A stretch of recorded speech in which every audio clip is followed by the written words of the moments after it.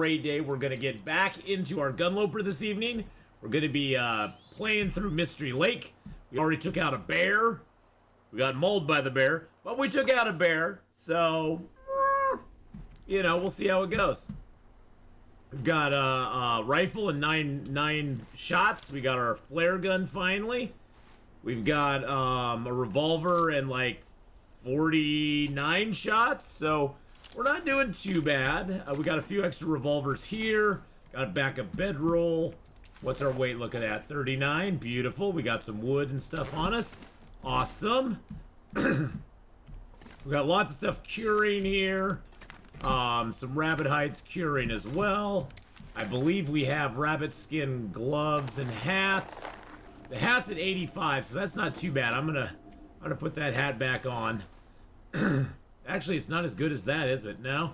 I'm gonna wait on the rabbit hat. I'll keep it on me. We got some rabbits curing at the camp office. And lurk. Hi, BK, and have a good lurk. I finished bringing down all the loot from the summit like a crazy person. Hey, that's not being a crazy person. That's being a smart person. Old fart, hello, and a Babon, how you doing? How's it going, Babon?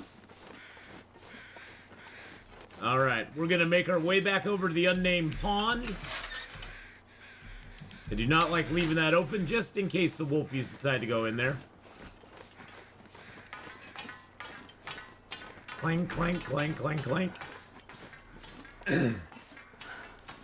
So we had no moose here. There's no moose that spawns here. No moose at the cabin by the unnamed pond. So our moose is gonna spawn at the trapper's cabin, which we've not been to yet. We've not been to trapper's cabin yet. I still got my deer hides for my pants on me and my cured guts. We made the deer hide boots while we were there because we were like, okay, let's do it. Let's just do it and get it done with. I have 100 defense, about to see if I get broken ribs if he stomps me. Ooh, okay, I want to hear about that. I want to hear about that, definitely. So I don't know. I don't know what happens if he stomps you with 100 defense. I still think you're going to get broken ribs. I don't think you'll take much damage, though. I think broken ribs are built into it no matter what. Good God, what happened to my voice? Hum. Joker Knox, how you doing, buddy? Hello. See if we got anything in here. I haven't checked this out yet, so... Ooh, well, I'm glad we did. Ooh, and a gunsmithing book. Can't feel my and a can of spray paint. And a can of spray paint. Woo, can of spray paint. Astrid, my dear, I know you can't feel your hands, even though you have gloves on and it doesn't show it to you. Oh, you haven't found a moose yet to stomp you. Oh, I thought you were, like, all prepped and ready to go. You had the moose in sights, and you're like, okay, come at me, baby. You're gonna be doing this little, you're gonna be doing that thing there. Going, come at me, Mr. Moose.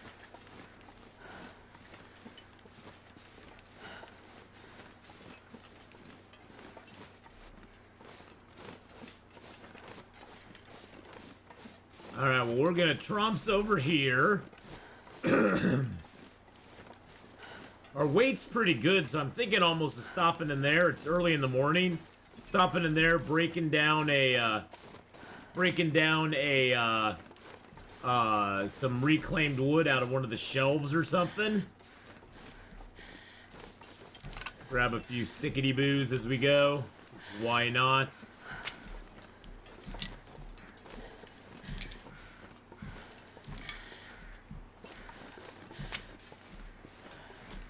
Then we can get warmed up in here and break down a shelf at the same time.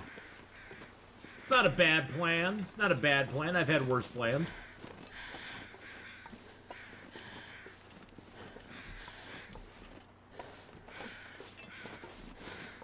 Alright, let's go in here and see if we got a shelf we can break it down. Break it down. Oh yeah, we got one here. That's going to take us 3 hours. We got one here that's going to take us 2 hours, 15 minutes. Yeah, let's just do that one. That's fine. That'll warm us up. Alright. Get us nice and warm. Any of this gear. We don't want to drop any of this gear. We're gonna need wood when we find a moose. When we find a moose, we're gonna have to like get wood, and I'll grab my torch and break that down for a stick. Mr. Stickity Stick Sticks. Hey, KFC Pro, how you doing, my friend? How's it going? Allie, Apex Predator, hello, hello. How are you doing tonight? Good to see you again. Hope you're having a great time. So, Apex, I know you were here for Myst last night. This is my main survival game that I play probably 75-80% of the time on my channel. I've been playing The Long Dark now for over 5 years, going on 6 years. I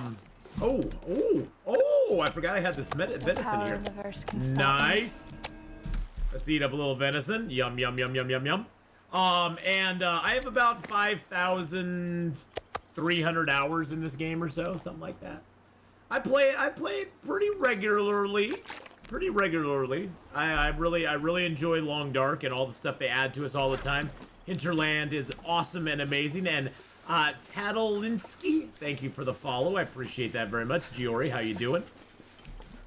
But this is sort of the game that I cut my teeth here on Twitch on. So I like trying out other survival games. So Long Dark is by far Apex. In my humble opinion, The Long Dark is the best survival game on the market.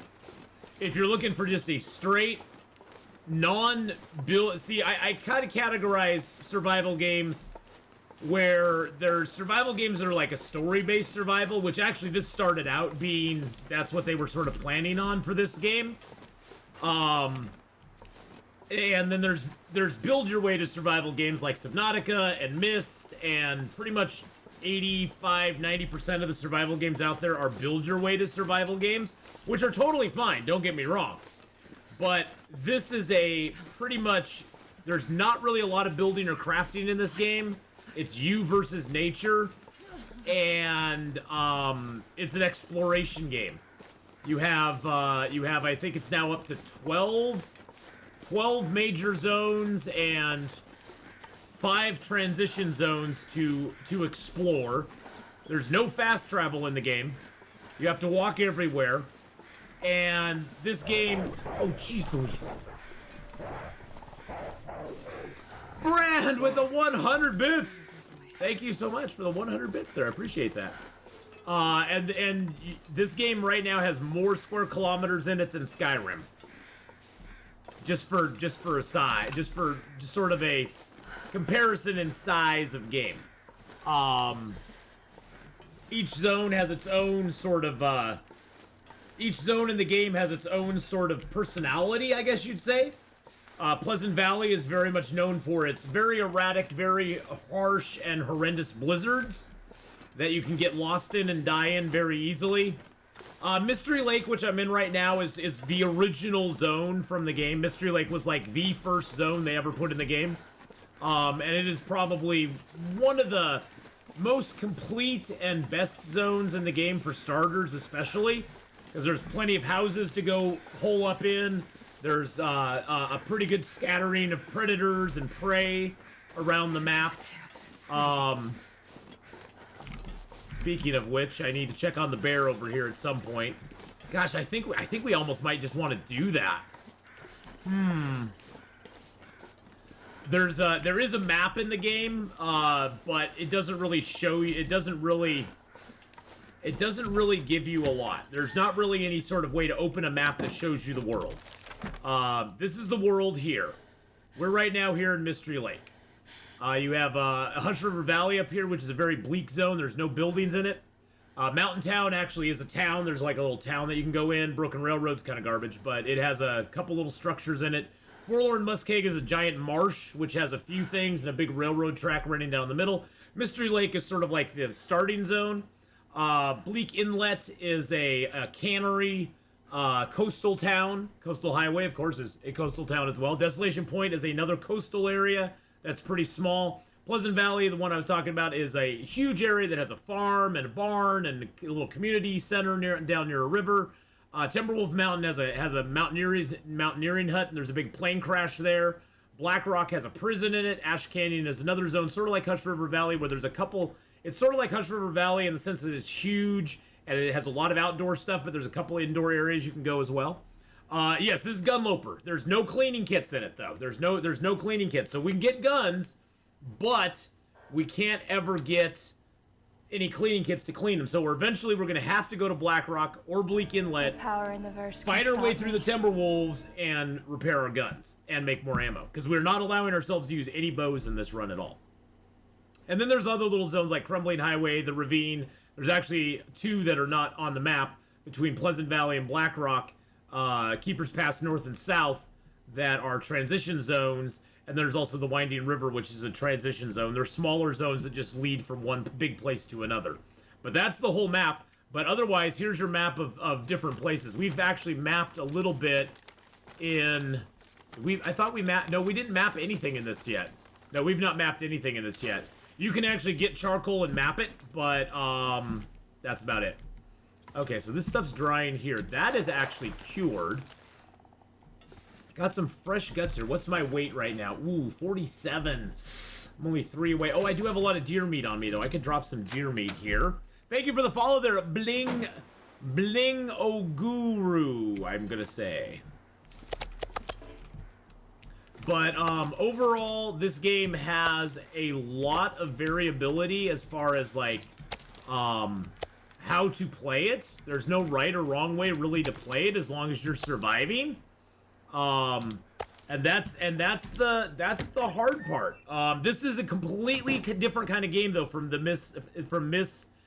Survival, the Forest, those, because this is your crafting menu here. You can make these items here. There's certain items that you can make at the,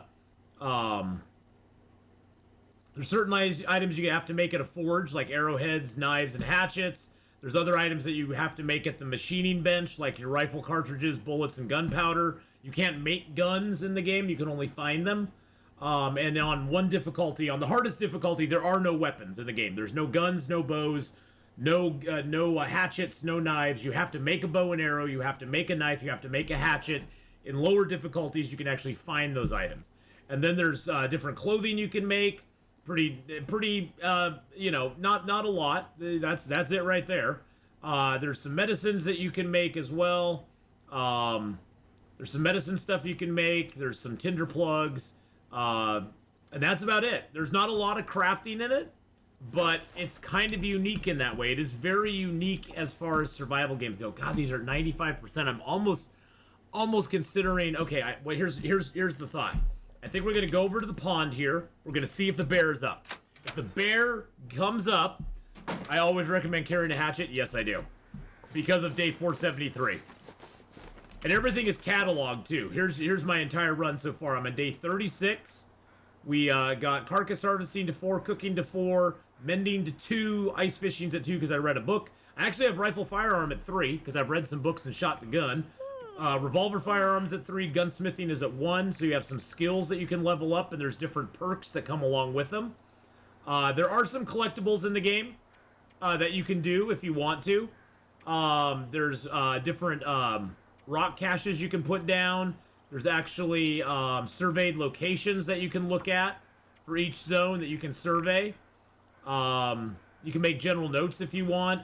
This is kind of a overview of your entire game. My best run is a 826-day interloper character, which took us literally months and months and months and months to get him to that day count. You can't chop down trees. You can break down branches. You can pick up sticks.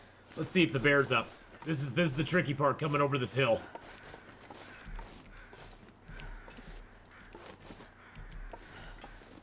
I don't see the bear. Okay, the bear's not around his cave. Let's go check this cave, see if there's bones in it. Oh, there are bones in it. Okay, we have the unnamed pond bear. Where is he? He's here somewhere.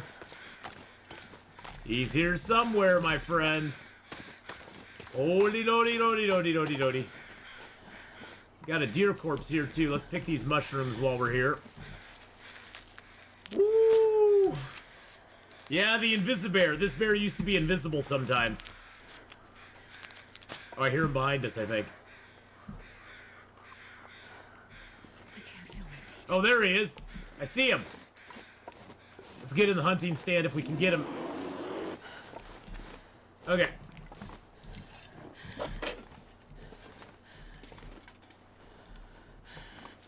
Shh. Be very, very quiet.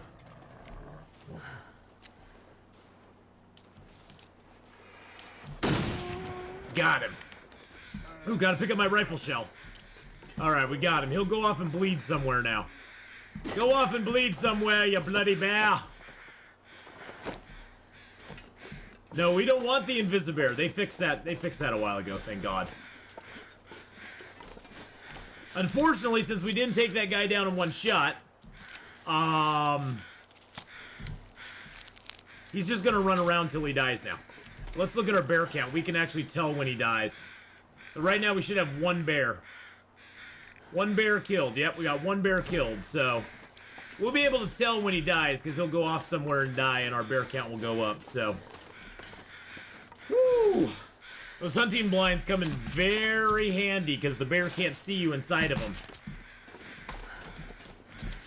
Well, unless you stand against the side of the hunting blind, then he can actually see you because your body's kind of poking through.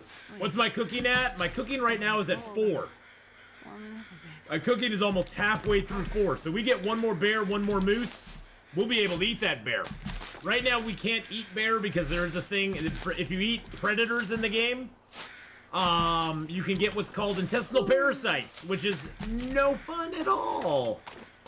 It lasts for 20 in-game days, and you have to take a dose of antibiotics every 24 hours to get rid of it. And until you do, your overall health and your overall stamina go down. Oh, that's the other thing. That's the other thing, Apex, I forgot about. So you have these 4 stats. You have your freezing, your tiredness, your thirst, and your hunger. If any of these go into the red, like the freezing is right now, you start to lose your overall health.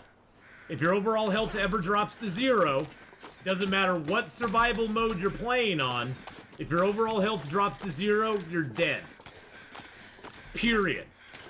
This is every mode of this gameplay except for the story mode is permadeath.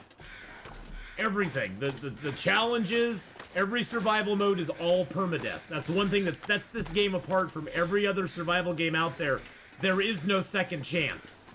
You don't get to spawn with less resources. You don't get to respawn and try to go get your corpse. Your corpse is out there and you're dead. So the finality of this game is very unique. That they don't even give you an option to do it any other way. So every mistake you make takes you a little closer to the end, which ups the stakes in my mind a lot. Now, I've played some other games like 7 Days to Die where I've basically gone, okay, I'm just going to play this permadeath, and when I die, I'm just done. I'm just going to re-roll and start a new character. But most of those games are pretty much set up for you to die at some point. They try to overwhelm you. This one overwhelms you it seems to overwhelm you at points. The main thing that you fight most of the time is the cold. The cold is the thing that kills you the most. Indirectly or directly, the cold will take you out most of the time. A lot of times the cold will indirectly take you out, because like right now you notice my health is dropping over there. Because I'm freezing cold. And your health will slowly get, eked away from you, and then you'll get attacked by a wolf or a bear, and you'll be like, holy crap, I'm dead. Oh, the bear's still up. You little bastard. You little bastard.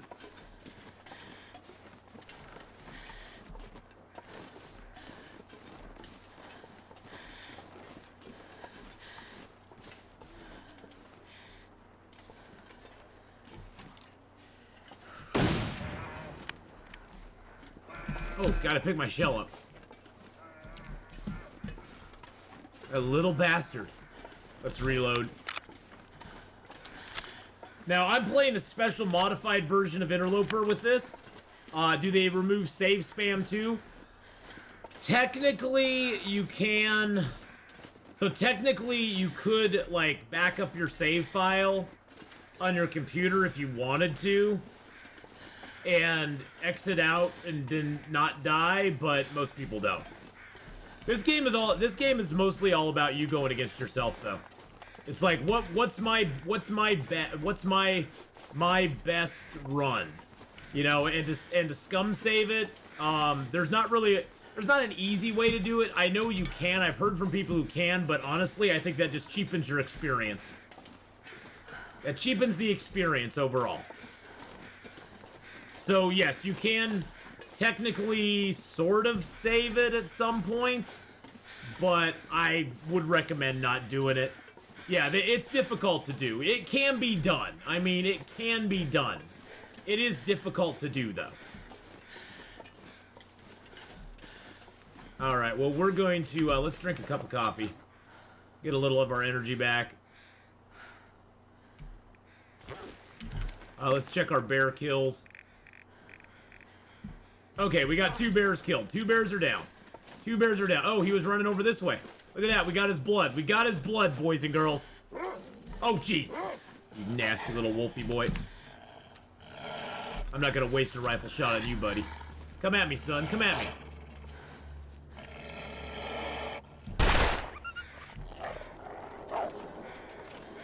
You want some more of this? Come back. I'm not done with you yet.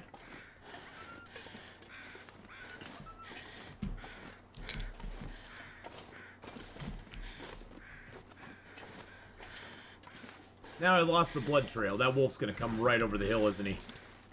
We're gonna have to take him out with a rifle.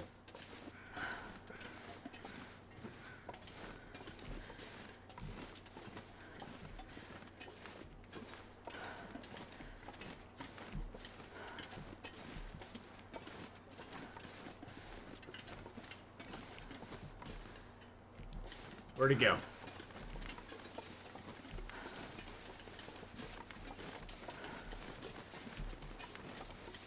I don't see him.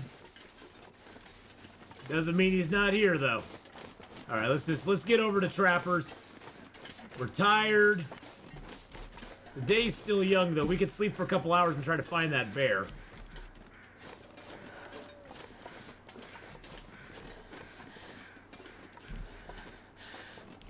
Let's get over to Trapper's cabin.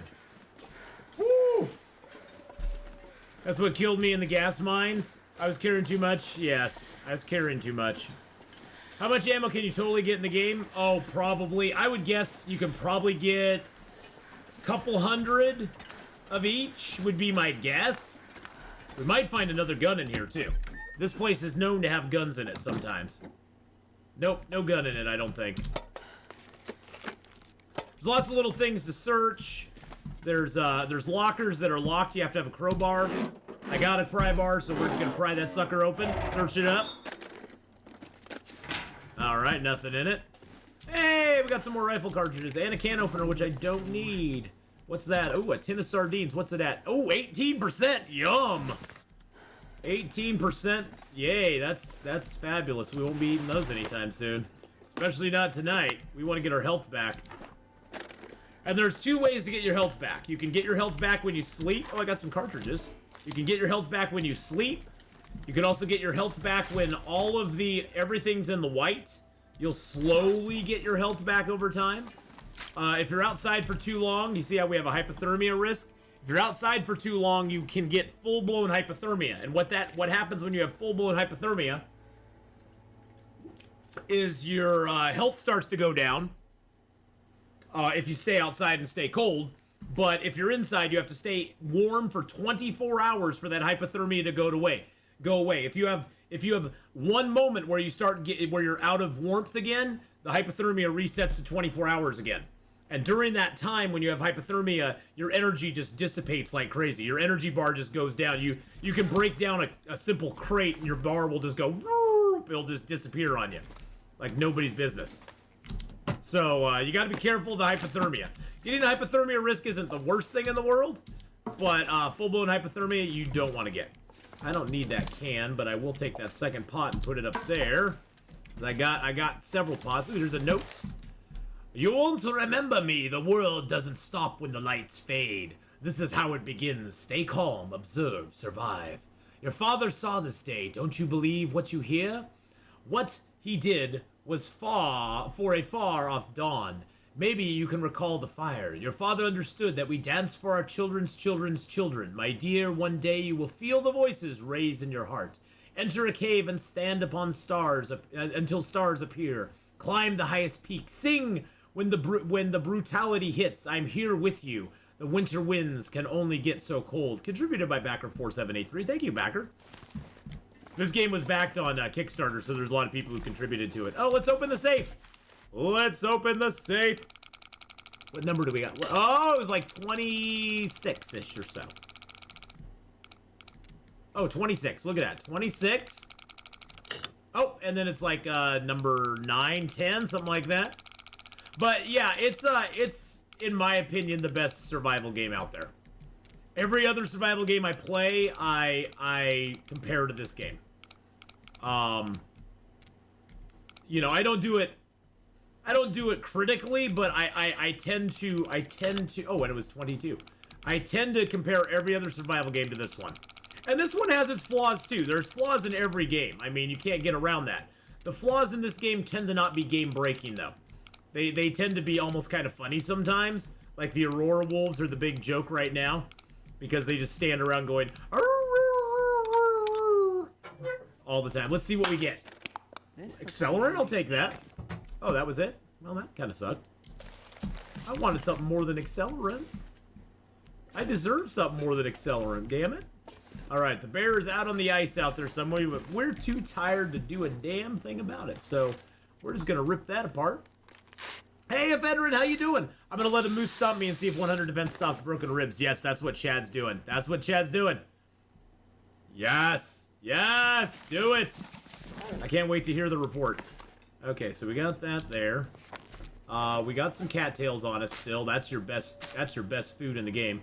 But oh, thank you so much for the 2-month Twitch Prime sub, Wolfstalker. Thank you. Since I've been here, but felt like catching up with the present. Been back on YouTube watching Willag and Zay's run. Thank you so much for watching on YouTube there. I appreciate that very much. I could read the cooking book. I like to get cooking the old-fashioned way. I like to earn it. I like to earn my cooking. I like to earn my cooking chops, you know?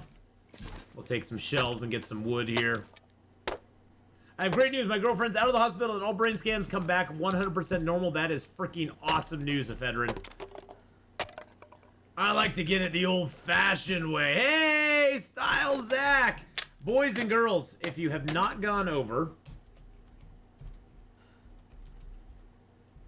and checked out Style Zach's Barely walk with this much gear. Style Zach's YouTube channel, go check it out. And there he is there too. Go give him a follow on Twitch. Go give him a sub on YouTube. All that lovely stuff. Ah, you shot the bear and got in the car. Sweet move. Oh, there's a sewing kit. That's the best move right there, my friend. Just don't get out of the car again. Don't get out of the car. Stay in the car. Stay in the car. You'll be fine. It's so different seeing the current setup of this game. Oh, gosh, Wolfstalker. Yeah.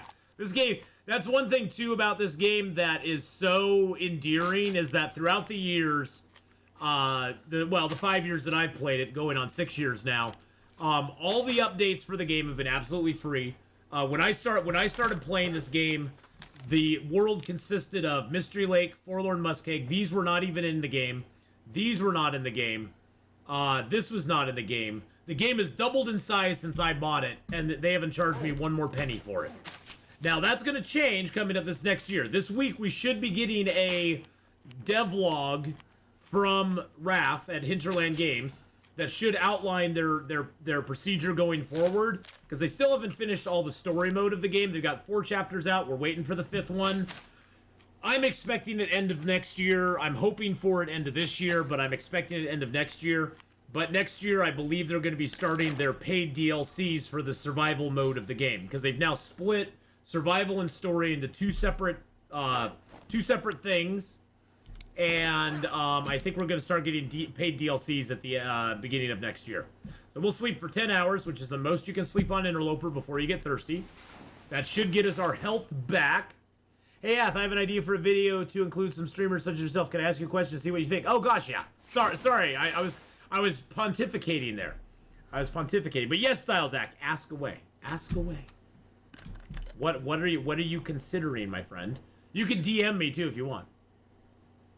I thought it has several big streamers. Well, not such as myself. If you could give me one piece of advice on how to get better at Long Dark, especially for new players, what would it be? Play on Pilgrim or Voyager and learn the maps. That's the most basic information I can give you. Play on Pilgrim or Voyager, whatever you're comfortable with, and learn the maps. Don't jump into Stalker and Interloper right away.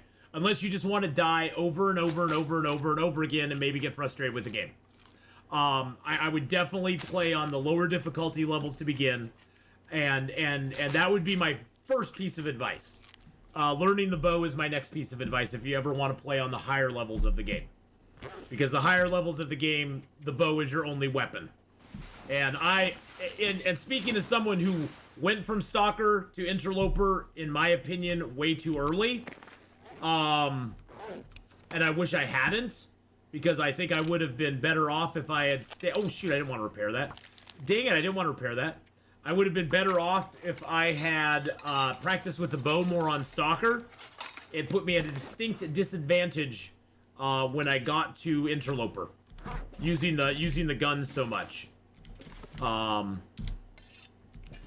now I'm really good with the guns, but I've used them a lot. I use the guns a ton. I'm gonna drop some of these sticky doos here. And pick up every stick you can find. Even if you drop them in a house and leave them behind, pick up every frickin' stick you can find. You'll never ever be sad to have sticks just sitting in a house. Okay, let's reload that, because that'll drop our cartridge there. Bink! We're policing our shells, boys and girls. Now with Gunloper, I'm not allowing myself a bow, ever. Which makes me very sad.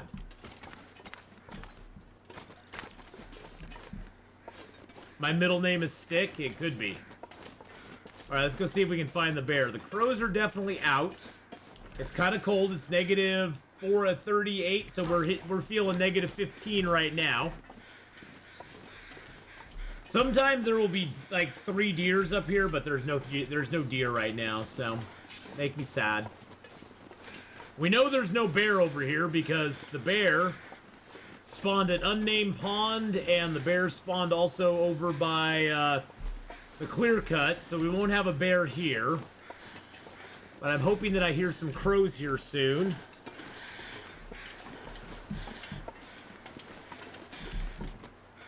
One thing that's phenomenal about this game, too, is the sound. Sound is very directional. There's one deer over here. Oh, jeez. That's a that's a fake wolf.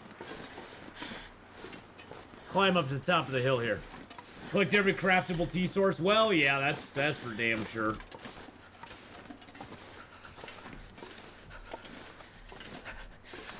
Yeah, when you're playing on Interloper, you definitely want to get your cooking to 5 as fast as you can. It opens up a whole new world to you.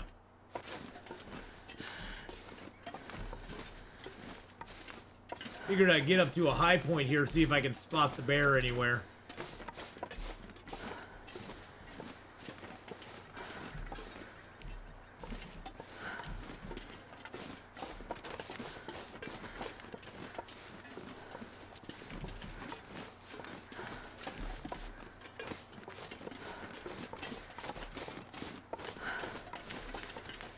I hear crows over there, but I think that's the deer. Yeah, that's the deer.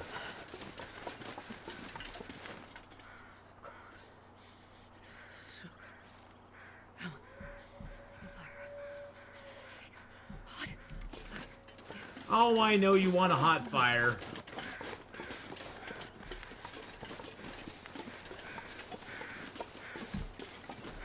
Why do I have this weird feeling the bear's like all the way over here? I got this strange suspicion he ran all the way over here to die. Gotta warm up somehow.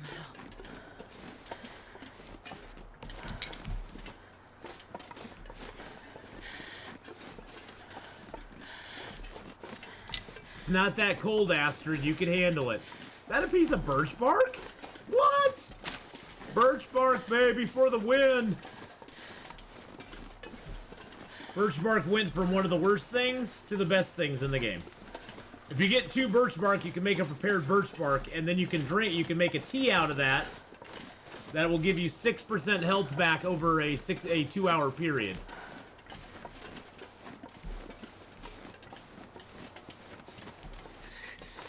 Too cold. Oh, yeah, too cold to think. Yep, I know, I know.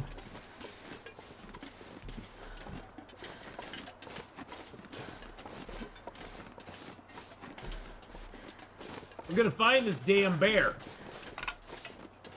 Look at all the sticks, though. In the meantime, let's pick up some sticks, baby. There's a little ribbity rabbit over there. Don't need him right now. Does health restoration? Yes, it does. Yeah, if you drink... One trick you can use, ephedrine, is if you let yourself get completely thirsty, you can drink like 4 teas before you go to bed, and you'll get 24 health back just from the teas, plus you'll get your sleep health back, and if you can sneak in an herbal tea, you get that bonus. Oh, there's the bear. I see the crows. I see the crows. There's no dead bodies up here. I see the crows, man. The bear's right over here. You died on a freaking hill. You bastard. You freaking bastard bear. You died on a freaking hill, didn't you? I bet he did. I bet he did, just to give me the middle finger at the end of his life. Yep, he did. He did. He died on a hill. That's the hill he went to die on. But yes, the birch bark teas do stack. So if you drink 4 of them, you get 24 health back over a, what, 8-hour period? Oh, it's not that bad. It's not that bad. We can maybe build a fire here. Oh god, no. Nope. Nope, nope, nope, nope, nope, nope, nope, nope, nope, nope, nope, nope, nope, nope, nope, nope, nope, nope. Nope, nope, nope, nope, nope, nope, nope, nope, nope, nope, nope, nope, nope. Okay, so what we're gonna have to do... So here's the trick you can use if you want to do that. Okay, so we gotta find a place that we can build a fire. Probably down by this tree, so we at least have it protected on one side. Okay. Can we get a mag lens fire? That's the most important thing. No mag lens. Okay. So always light a fire with your torch. That's the best way to guarantee that you're going to get a lit fire out of the deal. Otherwise, you're wasting matches, my friends. We're going to use some accelerant just because I want to get it going.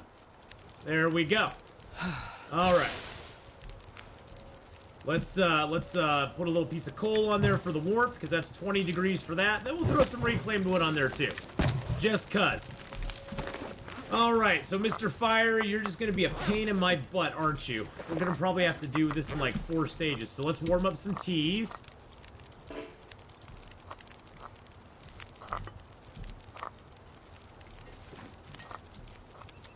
Alright, those should not burn.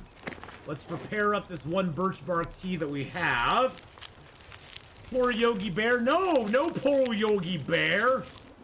No, Yogi does not ever get to be poor.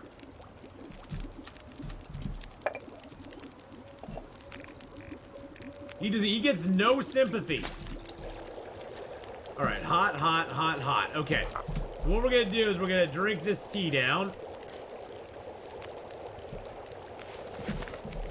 We're gonna go up here, and we're gonna try to harvest this guy. We're gonna quarter him. We aren't just gonna harvest him, we're gonna quarter him. Oh, damn it, he's more than 75%. Oh, crap on a stick. And I don't have Carcass Harvesting 5. Oh, that just blows my whole plan out of the water. God damn it. You stupid frickin' bear. Why could you not die in somewhere I could access? So I guess I'll have to just take a couple honks of meat from him.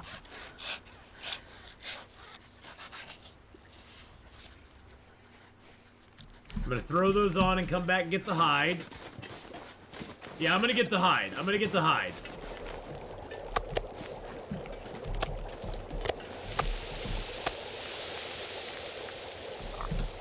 Break down another one of those. Damn it. He's been sitting out here too freaking long.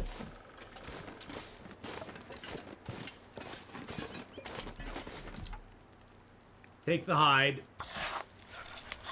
Take a little bit of damage here, probably. Nope, we're good. Okay. Okay, good, good, good. Oh, the wind's coming up. Oh, God.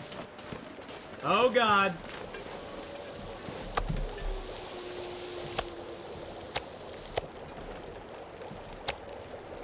Oh, God. Is it my fire's not protected either.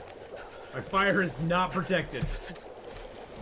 Let's make a little bit of water if we can before this storm sets in. God dang it.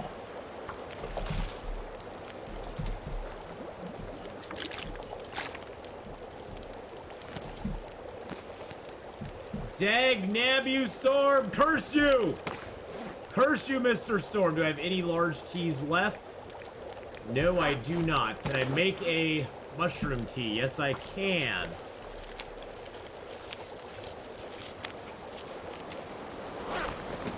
I don't really want to take another birch bark tea because my health is almost full.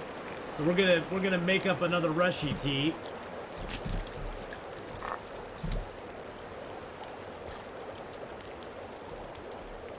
All right, drank that down to little bitty bite. Grab a torch. Let's see it. Let's see if we can maybe get a fire close enough to him to warm him up. Come on, give me a fire spot here somewhere. I used to be able to build him right on the bear's corpse. No, there is nowhere near here I can build a fire. You summon a lich.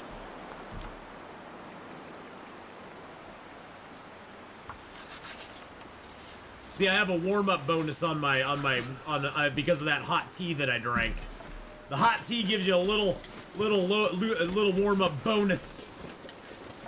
Another bit of advice for new players on Loper: learn the loot tables. Yes, utilize the loot tables if you need to. There's no shame in your game. It's just a guide. You don't have to use it. You play with it long enough, you'll actually know them pretty damn well. My fire is like right at the wrong angle.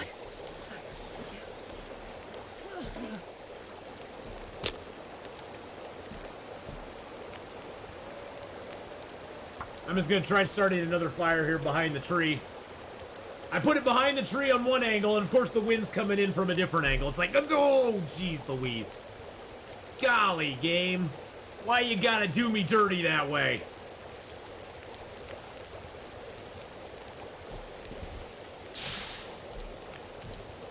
Let's just throw a couple of reclaimed woods on there. There we go. Got a little bear barbecue going on down here, my friends. Let's heat up a tea. Or make a tea. Make a tea like that while we're waiting for this stuff. Just get it warmed up. There we go. Those still have 40 minutes and 48. Oh, the wind died down. Yes! Let's go! Yeah, I have 9,000 comics. What's my favorite? Wow, I have a lot of favorites. I'd say one of my favorite... Probably one of my favorite series was Crisis on Infinite Earths, the first one. The first Crisis on Infinite Earths series is probably the series that cemented for me that I love comic books. The death of Supergirl, the death of Flash, the death of the multiverse was such a huge event, unprecedented in comic books at the time, that I was just captivated. I was like, holy crap, this is freaking awesome. And so that was sort of probably the preeminent thing that got me into comic books back then. I mean, there's so many though. I have so many favorites. Watchmen, V for Vendetta. Good lord, I could go on for hours, but I won't because it'll bore you to tears. But yes, I have approximately 9,000 comic books. Most of them at this point are cataloged, but I have a few that are not. Now I'm just doing it for the cooking skills. Every item that you cook, every piece of meat you cook gives you a cooking skill. I'm going to drink another tea just down to right about there. I do that to get the warm-up bonus for... Oops. I get the warm-up bonus for 51 minutes, and I get to keep the tea for later. Hey, Data Shadow, how you doing? Hello, hello. Legend, how are you doing tonight? I hope you're having a good one. We are doing a slow harvest on Mr. Bear. Yeah, I set my weight. My weight's the main thing, BK. My weight's the main thing. I am gonna go back and harvest more. The weight and the time left on these meats, they have 14 minutes left on those. So we'll harvest like maybe 2 more kilos. I mean, it's actually nice that we have the hacksaw, because the hacksaw cuts through frozen meat way better than pretty much every other tool in the game. So it's actually good that we have it. Get some Slim Fast. I do need to get some Slim Fast, my friend. I do.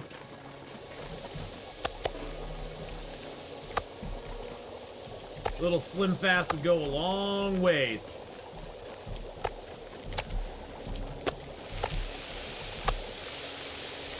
At 11, 12 minutes on those, we'll get 2 more kilos.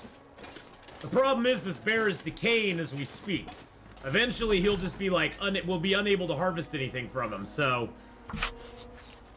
And by doing this, we're actually speeding up the decay, which kind of sucks, but that's okay. But yeah, Watchmen is really good. Watchmen, Alan Moore's a great writer.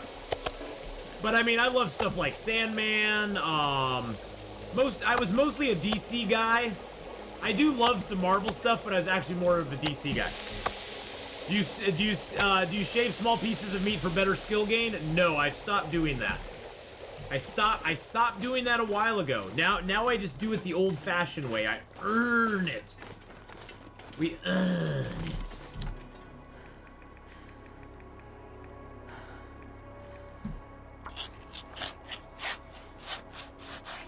C0 Oak just subscribed. Woo! Thank you so much for the sub there, Cool K, for the 5 months. Oh, one of my fires went out, and the other one's going out. Oh, God. Oh, God, I didn't manage my fire times. Oh, crap. I did not manage my fire times. Well, at least that one fire got done cooking stuff. The other one was almost out. At least that fire got everything cooked, so that's good. That's good right there. All right, that's got 6 minutes to go. Let's just get out a torch. Let's relight this fire.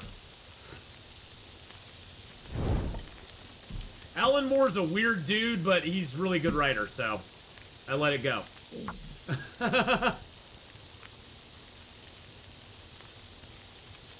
He's very weird, though. He's gotten a lot weirder as he's gotten older, Styles Act. He is a pretty nice guy from what I've heard.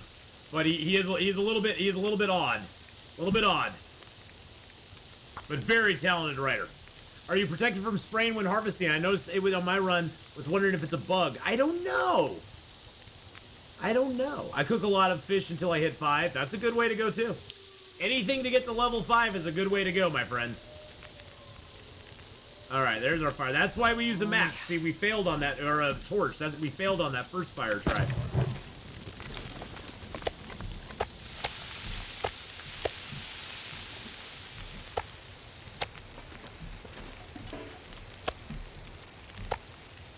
We're gonna do something very risky right now. I'm very tired.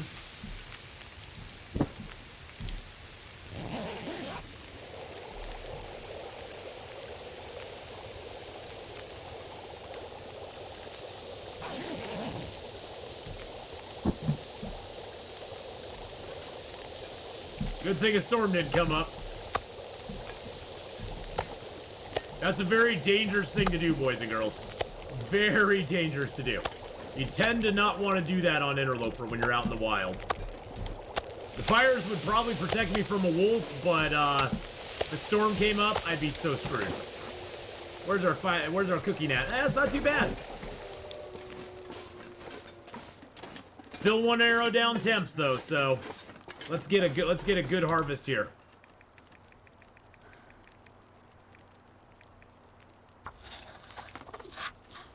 Ooh, now it's 2 arrow down temps. Oh god, that's pretty bad. Okay. Oh god, and a storm came up. Oh gee. That's what I was worried about last time. And a storm.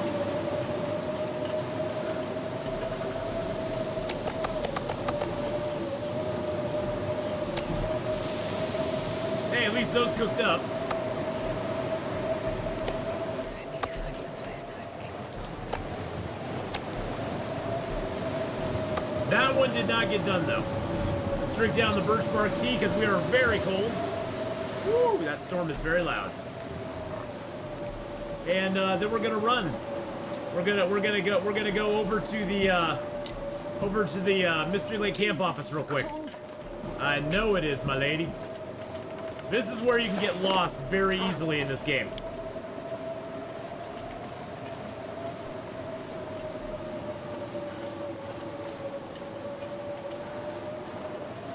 Got the deadfall area right here.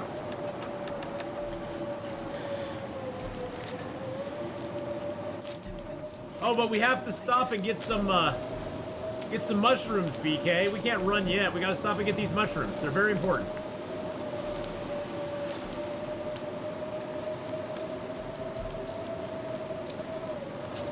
And then let's drink a coffee real quick.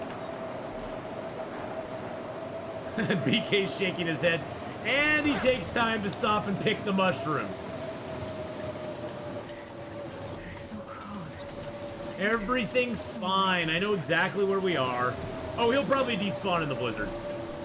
Probably when we come back, old fart, there'll be nothing. There'll be nothing left to harvest on him. When we come back, to be honest, there probably won't be much. We could make a fire there and just sleep if we wanted to.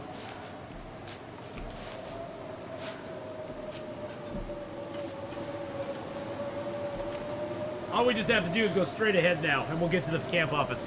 It's funny, Mystery Lake was the first region. I still get lost in the storm. Oh, yeah. The Belverine, there's a lot of places to get lost in Mystery Lake. Mystery Lake has a lot of little nooks and crannies in it that are very easy to get turned around in. If you aren't focused on where you are, it's very easy to get lost. Yeah, I saw a stick there too. You could eat a horse. Well, we have, lucky for you, my lady, I believe we have some meat back at the cabin here, and if we don't, we have some crackers and cattails on us. So it's gonna be fine. It's gonna be fine, my lady. It's gonna be fine. Woo-wee! Hey, at least we aren't walking into the wind. I guess look on the bright side.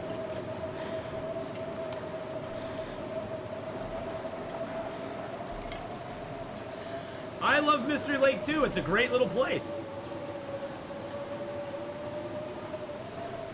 We'll hit the railroad tracks here pretty soon, I think.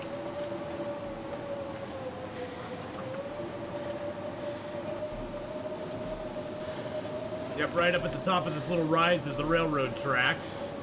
Then we're a hop, skip, and a jump from the camp office. Woo, this is shredding our clothing, I bet. Every time I think Mystery Lake is the area I know best because I've been in it for so long, then I look at PV and I don't know, I don't know Mystery Lake very well. Mystery Lake at all that well. Yeah, Pleasant Valley gets to turn around even more than Mystery Lake does, in my opinion. We'll eat a box of crackers just to make sure that we don't starve. I don't want to lose my well-fed bonus, boys and girls. The well-fed bonus is paramount. Wow, that went from 1 arrow down temps to negative 50, 61. You're not a fan of Pleasant Valley? I love Pleasant Valley. There's so much to do in Pleasant Valley. Ooh, there's a stick. I found PV relatively easy to navigate, honestly, but maybe I don't know 100% of it. Well, if you stick to the major landmarks of Pleasant Valley, Ephedrine, it's not so bad. If you start going to the outer areas, like up by the Three Strikes Homestead and stuff like that, it can get really hairy really quick.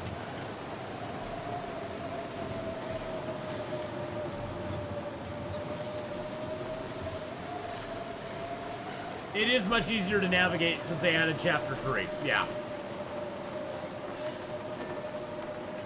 Woo! Holy moly macaroni. Oh, we got some rabbit here. We got some gamed venison here. Let's eat that up. That could give us food poisoning. Nope, no food poisoning. Okay. See, we left ourselves stuff here. We left ourselves stuff in here, too. I do have a lantern, so we're going to light that up. I could find my way up to the top by using my bedroll flashlight.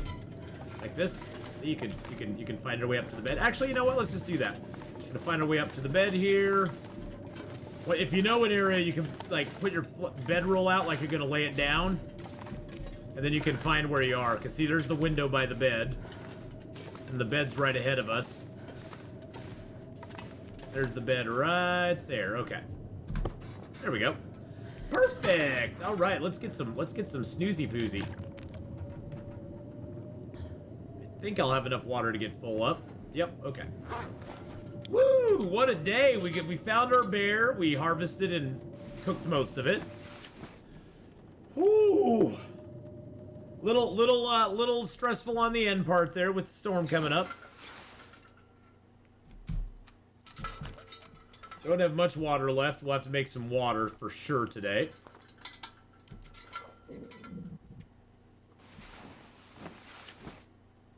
Bedroll and cookie pot flashlights are awesome. Yes, they are. I like the bedroll myself. The bedroll's like the best flashlight. All right, we're completely thirsty, but that's okay. We can make. Oh, that's okay. Look who left. Who left this water here for us? Somebody left us some water. What a nice person. That I'm not gonna read till my gun skill is at 4, because that book you can actually read past level 4. So. And we have some hides and guts in here. Oh, snap-a-doo! Snappy pappy! Oh man, we can repair our rabbit hide hat now. Let's do that real quick. Woo!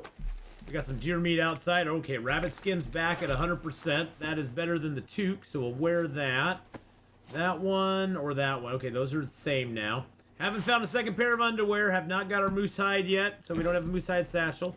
Got the cured deer hides here. Got some cured rabbit hides. I'm actually going to take those rabbit hides with me and a couple more guts. I'm going to leave those deer hides here, though. Okay, how are we doing on fuel? We got 24 sticks, that and that. I say we take out a chair. Get a little reclaimed wood here. There we go. Can't eat the bear yet, but I want to cook up some more of the bar. So we'll do that. I know you need some food, darling. So we're going to eat the rest of our deer meat here. Yum. Okay, there we go. I'm not going to take the rabbity meat with me because I just don't care. Alright, let's go back to where the bear was. I know where the bear was. Here's how much I love cattails. I love cattails. Oh, wait. What video was that? What clip was that? Oh, jeez. I don't have the bearskin bedroll. I had a bearskin. I should have dropped down there. Hold on. I got to go back and drop my bearskin. Hold on just 1 second.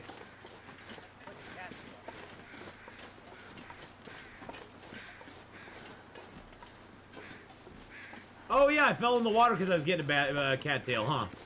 Yeah, I got to put the bearskin down to dry. That was during my first Dead Man run. And someone gave me a face palm on it. I should have dropped this last night. Forgot completely about it. That's okay. Mistakes happen. Mistakes are made, boys and girls. Mistakes are made. That is a nice clip. That is a nice clip. It's only negative 38 out, right? 39 out right now, so that's not too bad. I was like 5 minutes into the stream. Oh yeah, I bet that was fun. I found actually 2 regular bedrolls. I've only killed 2 bears so far, and that's gonna. I always make my first 2 bear skins into the coat, and actually I've been running double bearskin coats most of the time now. So I'm probably gonna make my first 4 bear skins into bearskin coats. That's the same stream where you found that I blocked Hadrian. Don't remind me of that. Astrid at negative 39. Okay, cool. Me at plus 8 in my car this morning. Meter go brrr. Yes, exactly. It's all a matter of perspective, Ephedrine. It's all a matter of perspective, my friend. Pick up some more sticks as we go here. Pretty much just rebuild our fires where we had them before. I mean, the weather's cold, but it's not blowing right now, so that's pretty good. But yeah, if you're still here, Apex, this game, like you just saw, this game is not so much about you against zombies, you against AI enemies, or anything like that, other than the bears, the wolves, the moose, that sort of stuff. This game is mostly about you versus nature. This game is about, the weather is what beats you down and what stops you from doing a lot of stuff in this game. The weather is always cold. It's always like this. There's never, I mean, it gets a little warmer. Sometimes you'll have +1, +2, and you go, yay, it's not freezing. Chad, salute, my friend. See you later on. Thanks for coming by and hanging out. But it's mainly nature. Nature is what gets you. Nature is the enemy. So, you're at work. Oh, a little work peek. I do a little work. I do a little work stream peeks too, so I watch streamers while I'm at work as well. Oh, jeez. Seriously? Okay, I am so over you, Mr. Wolf. Come here. Come here.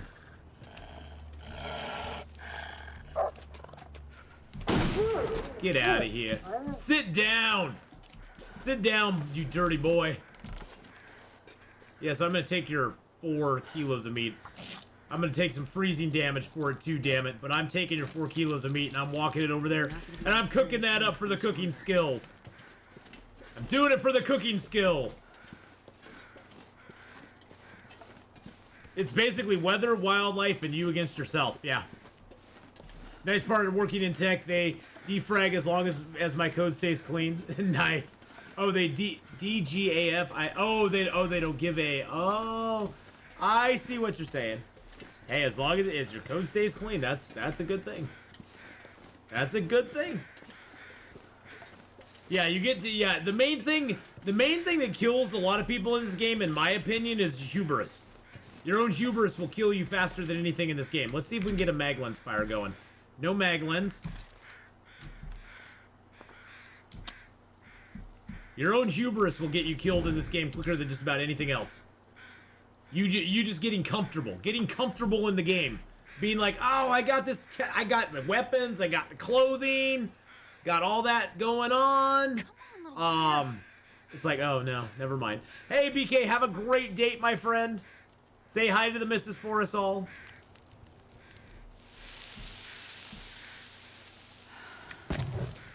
Throw 1 piece of coal on there for the warmth. Throw another piece of meat on there. Chilling by a fire. There's no better way to go, my friends. Let's drop down this wolf meat too. Now let's pull a torch out of there. Start a fire over here as well. Oh, I have no tinder on me. Well, son of a biscuit. I used up all my tinder, so I need to make some tinder. Oh, no, wait, whoa. Oh, it's still at 2. Okay, that's fine, that's fine. We need tinder till we get to fire making 3. Much more YouTube for you usually. I watch a lot of YouTube at work too, yeah. I'll give them that. I watch a lot of YouTube at work as well. So. Okay, we got some tinder now, so let's light our torch back up.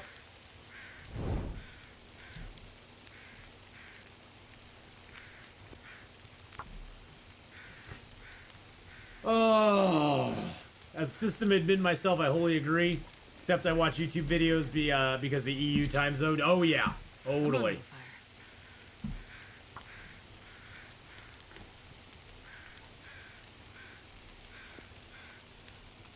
Well, starting towards the end of this month, boys and girls, I'm going to be getting back into my I'm going to call it my winter schedule, where I will be streaming on Saturdays and Sundays again. I've had so much summertime stuff going on and fall stuff going on and helping my friend get her place all fixed up and doing all that sort of stuff that I haven't had a lot of time on the weekends to stream. But when I do stream on the weekends, we're going to be starting at 8 a.m. in the morning. So for you in the EU, it'll be later.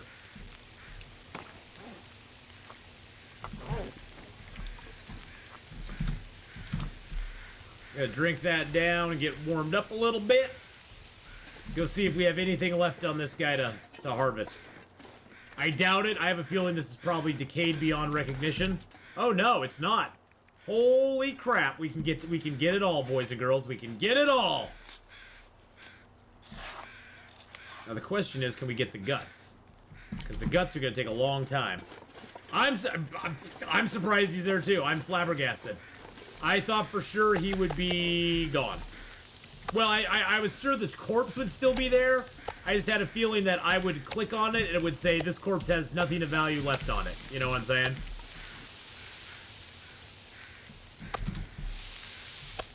I was almost positive it would be like, yeah, this corpse is decayed to such a rate that you can no longer get anything off of it. But it still has stuff on it.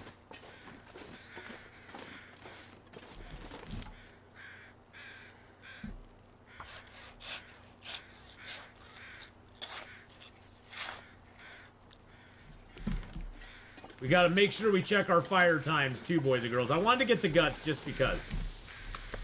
Gives me something to do while we get our meats cooked here.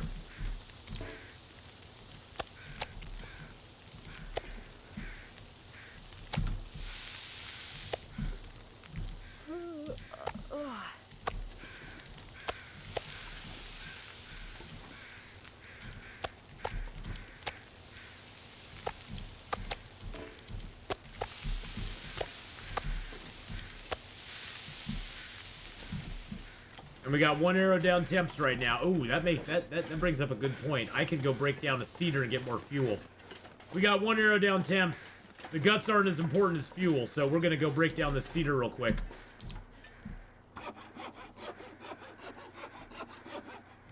Yes! Yes! Oh, shooter, my fire's almost out. Ooh, snap-a-doo.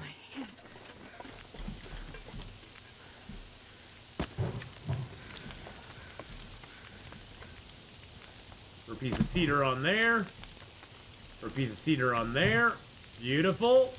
Nice. I'm liking it. Drink some water because we're really. Oh, you know what I could drink? I could drink this soda. Sodas will never give you food poisoning, and they give you a little bit of food too. Eat my box of crackers. I should have done that first because now I'm getting dehydrated. What a moron. Well, that's the small piece.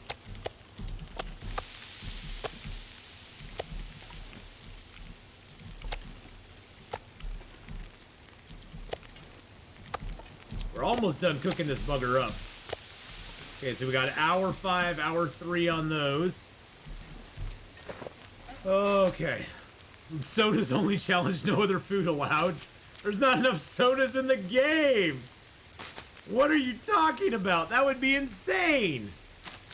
There's not enough sodas in the game to keep you going that way. And then back to Trapper's Cabin, boys and girls. Maybe we'll do Mystery Lake and get more cattails. That might be the smarter way to go, now that I'm thinking about it.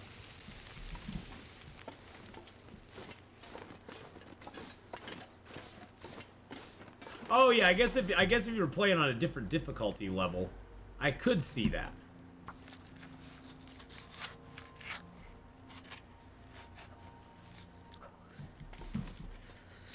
Oh, you're not cold yet, you big baby. You big baby, you ain't cold yet. Jeez Louise. Stop your belly aching, you're fine. Only got 4 more pieces of meat to cook, so...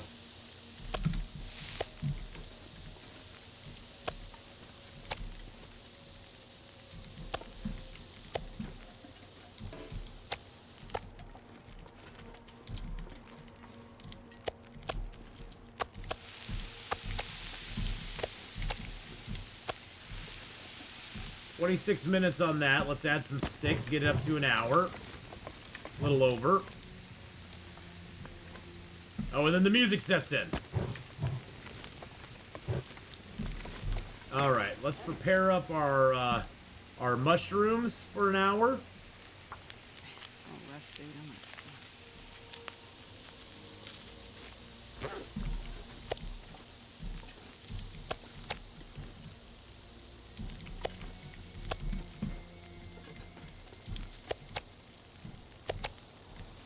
We cooked the whole thing!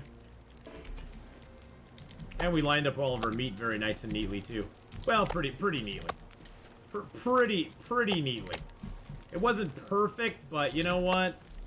We did our best. We did our best with the time that we had. You know what I'm saying?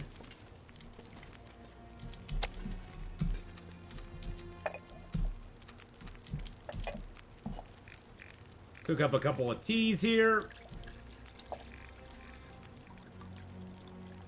While we do that, we're gonna grab these torches here real quick.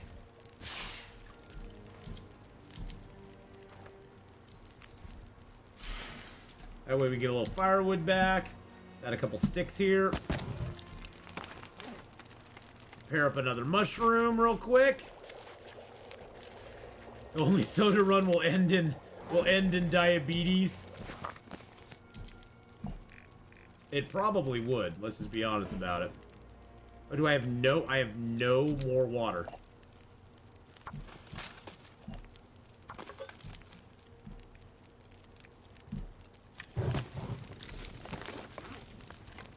Prepare up the rose hip real quick.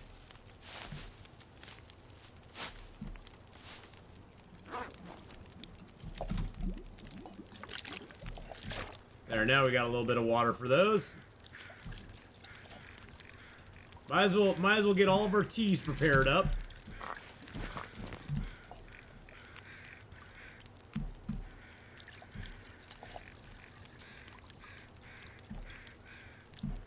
I don't think I have any more prepared tea stuff. Nope.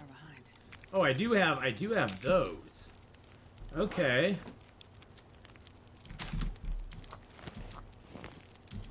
If I build that up to just an hour. If I put 2 liters in there. Oh, perfect. That'll be perfect. Because then I can use my pills. Let's break down some of these torches that we got. Break down some of the crappy torches we have. Get some sticks back. Apex, have a good one, my friend. We'll see you later on. Yeah, definitely give it a shot. It goes on sale pretty regularly too, so it's a little. I mean, it's more expensive now than it has been before, but it's well worth it. Speaking of someone who's gotten thousands and thousands of hours out of it, it's well worth it. The game has infinite replayability, let's just put it that way. No run is exactly the same. Every run you do in this game will be a little bit different than the other ones, so.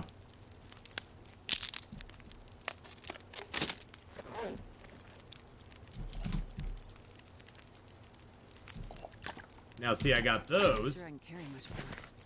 What I can do with those, I'll grab a torch here. What I can do with those, let's just put that torch out.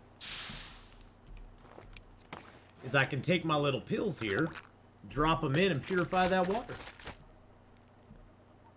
And then we'll head over to Trapper's cabin for the night. Maybe, cross our fingers, maybe we'll see a moose. I really don't need that antiseptic or those pain pills, because I have tons of teas. And it takes way less time to purify the water than it does to do. See, my fire's not even out yet. All right, let's head over. Yeah, let's head up this way. That'll get us over to the. Actually, I'll go around the hill. That's safer. Going over the hill. Oh. I'm too tired to think straight. Drink a coffee real quick.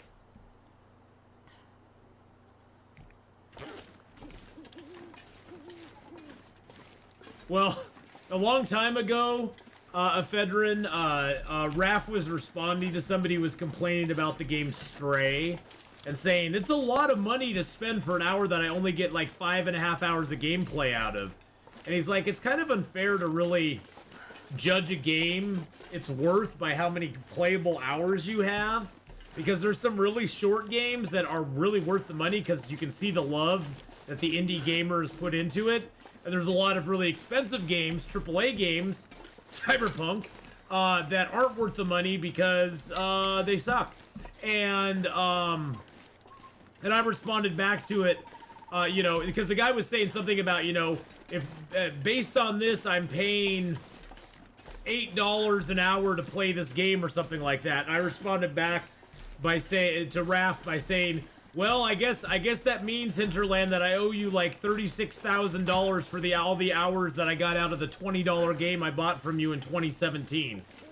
Because I have almost 5,000 hours played in it now. So if you're billing by the hour, it has to go both ways, right? If somebody plays it for longer, they get charged more. So I owe about $36,000 to Hinterland based on that dollar per hour breakdown. I'll give you guys night vision so you can see a little better.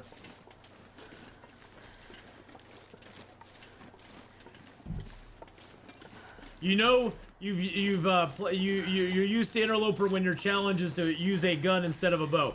Well, a lot of people asked me to do it, Avalon. A lot of people were like, I really want to see you, like, since you're not really good with guns, since you don't really use them ever, I'd like to see a run where you don't use any bows or arrows, you only use guns the entire run. And I was like, I don't think it's going to be horrible, but it's going to make the game interesting and different, because now I have to plot out, where do I go to get a gun? Where do I go to, I'll have to go to Bleak Inlet or to Blackrock to fix them, because there is no cleaning kits in Gunloper, so there's no way to repair them. So whatever condition I find them in, that's the best they're going to be until I go repair them. So I will have to at some point fight through the wolves in Timberwolf, or in the Timberwolves in Bleak Inlet, or Broken Railroad to get to the machining bench so I can repair the damn things. So that's gonna be what makes it interesting for me.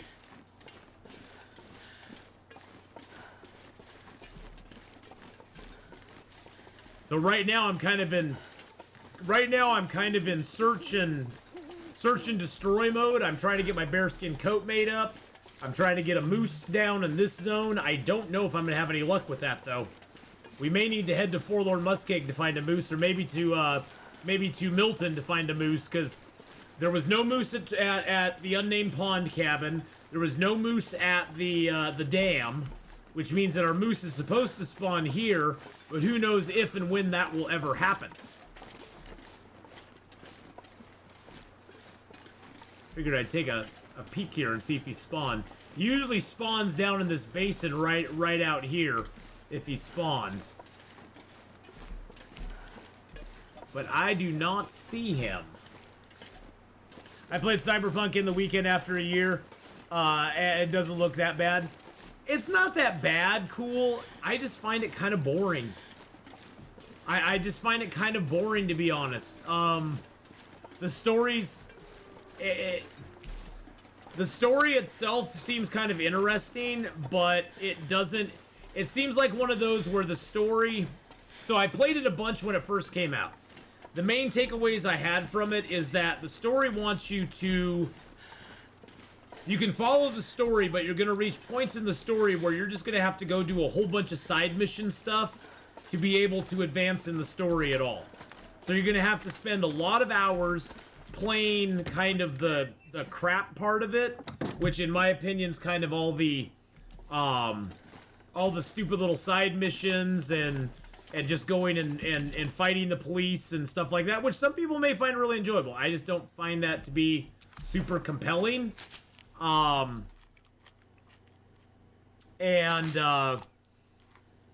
if you want to advance the storyline, you can try to go through it, but it's just going to be way harder. It's like the storyline expects you to be at a certain skill level to be able to complete that part of the storyline, if that makes sense. Which is fine. If you're into that sort of thing, great. I was hoping... I guess I also went into the false premise that I was hoping that Cyberpunk would be more like a Red Dead 2, where you could advance the storyline, but there was so much more stuff to do outside of the storyline that you almost felt compelled to go do the other things, and it didn't seem like you were just making... You just weren't grinding to get levels and grinding to get gear. You were actually adventuring and having fun. And then you could go do this main storyline when you wanted to, if that makes sense. Unfortunately, with 2077, it's kind of the opposite way.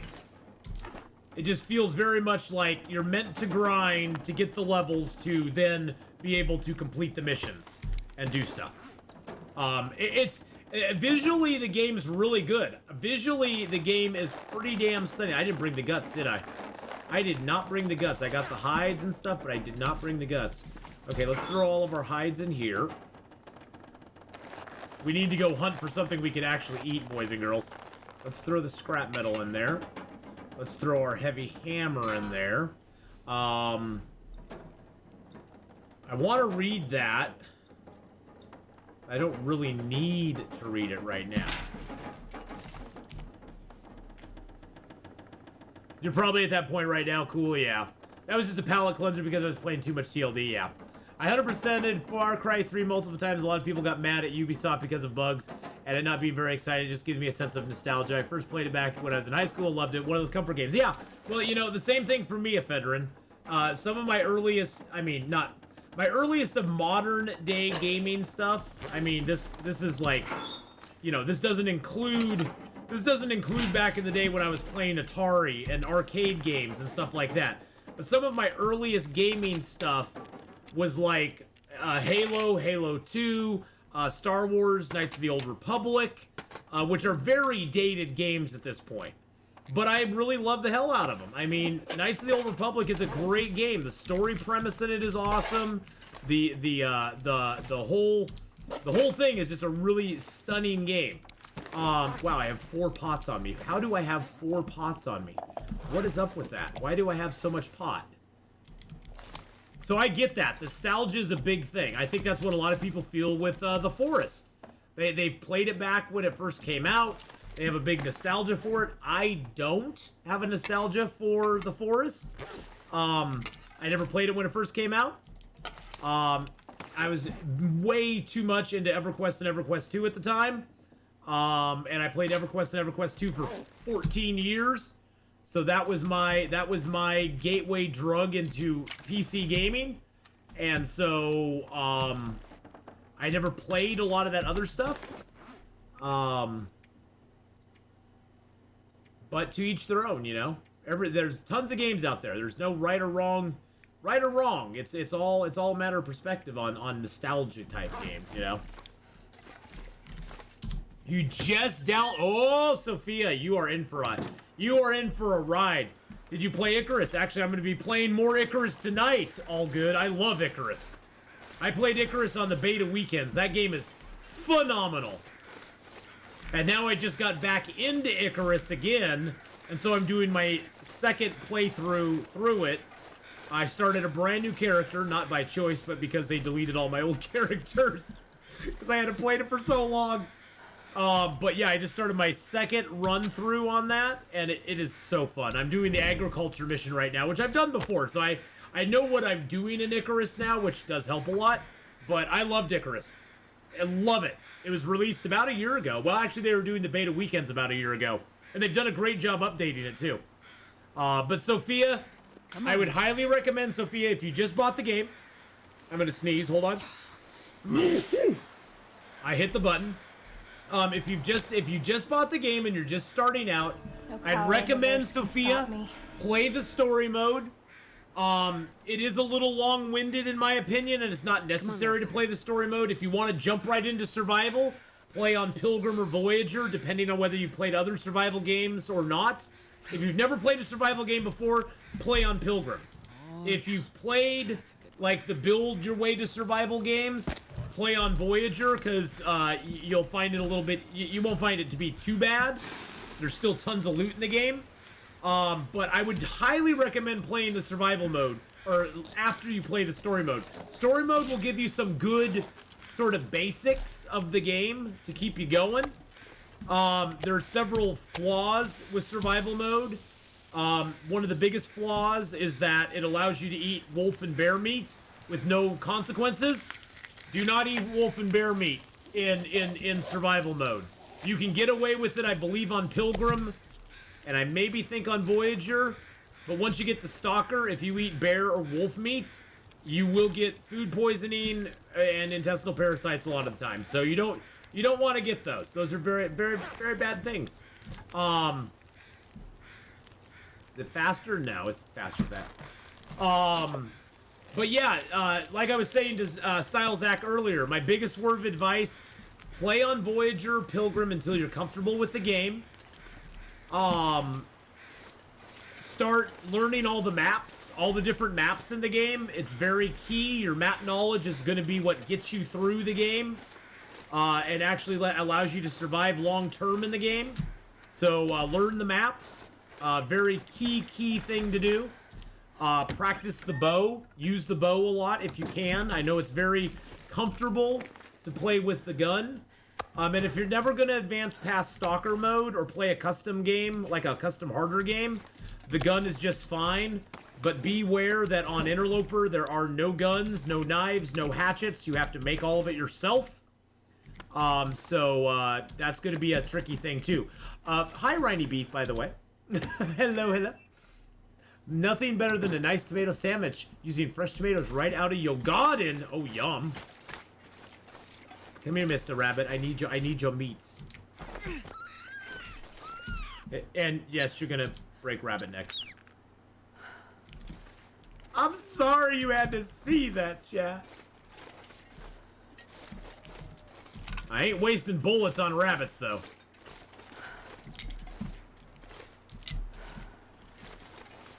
You know, the game has a lot of nuance. The biggest thing I tell you, Sophia, is, the biggest thing I'll tell you is that you're gonna die. The permadeath feature is probably the biggest thing that you're gonna have to overcome if you've played a lot of other survival games where they allow you to respawn, maybe lose a little gear, or de-level or something. Because in this game, doesn't matter what survival level you're playing on, what challenge you're playing on, when you die, you're done. The only time you get respawns is in story mode. So that's the other thing with story mode that that is bad is, yeah, well, if you played the Forest, you're kind of used to that then a little bit. Because that has the same sort of mechanic as well. Yeah, that's sometimes the hardest thing for people to get used to. When you die in this game, you lose everything. You have to start from zero. You don't even start on the same game. It's a brand new game. This game is permadeath. When you die, your save file is gone. The save file is lost forever. What you get to do with that save file is you get to look in here and go, oh look, this character lived to 74 days before he died. This one lived to 826 days before he died. Custom games, you don't even get to look back on that. So that's the main thing that you're going to run into that may be a little daunting, but it does add a little extra pressure to the game. So the big thing this game will teach you very early on is don't take a lot of chances. Don't do it. This game has very high stupid tax. If you're stupid like I've been a million times in this game, you will die, and then you'll be like, oh. You'll be like, oh. Here's day 473. What's the most days I've survived? 826 on Interloper, which is the hardest standard level of the game. So there's the standard difficulties of Pilgrim, which is the easiest, Voyager, where the animals become aggressive, Stalker, where the wolves become insane, and there's lots of them everywhere, and then Interloper, which actually has less wolves than Stalker, but everything in Interloper hits you like a Mack truck. So in Stalker, everything is just like, or in Interloper, everything is stepped up to 11. So yeah, it's very, it can be daunting, but that's why I recommend you play on Pilgrim Voyager first. Also, you might try some of the challenges. The Nomad Challenge is a good one to help you learn maps. Some of the other challenges are kind of fun to do. I'd stay away from As the Dead Sleep because that's sort of set up for very much more experienced players. And the Darkwalker Challenge is kind of more for experienced players as well. I think the challenges actually have like star ratings on them that say, hey, this is a really hard challenge, or this is a really easy challenge. So you can sort of go off of that as well. There's no actual shelter building in Long Dark, which I personally think it's one of the key features that sets this game apart from most of the build your way into success games like The Forest, or even Icarus, or even, you know, the Myth Survival, stuff like that, where you can build your way to a point where you can pretty much survive most things. But if you ever have any questions, Sophia, feel free to come by, and ask, and you know, and I'll try to answer. Chat will try to answer. The Long Dark is a really great group of people. The community. Oh, no. Stay away from me, Wolfie boy. I don't want to have to end you, son. Don't want to have to end you. Oh, there's a deer. There's a deer. We've got ourselves a deer, boys and girls. We've got a deer. He's coming right. Oh, he's walking away from us. Don't you walk away from me, son. Oh, he saw me. He saw me. He saw me. Or Conan. Or Conan. Yes, Conan counts too. I'm gonna go try to head him off on the other side. Oh, no, he's come back this way. He's come back this way. Yes, I died by a wolf right there. Oh. Oh, we got a headshot on him. Hells yeah. Woo! Meat's back on the menu, boys. Oh, yeah, and I bet I almost think we get a mag lens fire out here, too, if I could lay a fire down. Can I lay a fire down anywhere here? Or is it too steep? Is it too steep? It's too steep, isn't it? It's too steep up to right there. Mag lens? Yes! Always check that mag lens, boys and girls. Woo! Oh, I need to get my casing. God dang it. I need my casing. Oh, I dropped my casing back there. I didn't pick it up. I got so excited about the deer. Get so excited by the deer. Yeah, but you know, Sophia, that wolf didn't kill me. You know what killed me? Myself. Every death you have in this game, you got to try to take a little kernel of knowledge from that death and go, what did I do to cause that death? Because indirectly or directly, you most likely caused that death. I indirectly caused my own death there by, oh, there it is. I indirectly caused my own death by that wolf. That wolf did not actually kill me. My own stupidity killed me right there. I was getting greedy, and I left my, okay, let's see if we can do this. See if we can do this. Let's heat up a tea. Let's drop a tea here. I left my my axe behind. I left my axe behind because I was like, oh, I won't need the axe. And if I had had the axe there, I might have lived. I might have been able to defend myself against that wolf with my axe and live through that experience. But I didn't have my axe on me. Okay, we're gonna try to harvest this guy before he freezes. Oh, good. Oh, good. It went to 1 arrow down temps. Nice. Oh, 2 arrow down. Okay, let's grab the bags of meat. Take them back down here by my fire. Grab that bag of meat. Take it down here by the fire. Up. So you have 2 ways that you can harvest an animal. You can, it used to be you could only manually harvest it and take stuff from them a piece at a time. Now you can carve them up like we just did. You get you get the guts and the hide very quickly, but then you have bags of meat that you then have to harvest again. The nice thing about it is you can go down by your fire and you can harvest those bags of meat at your own pleasure without freezing your boofy off, which is great. Okay, hopefully that's the small one. Is that the small one? Nope, that's a big one. There's the small one. Okay, I'm gonna put the small one right there. Put these big ones there. We got a nice, okay, we're nicely warm here, so that's good. Nobody needs this anymore. No, nobody, the deer does not need that meat anymore.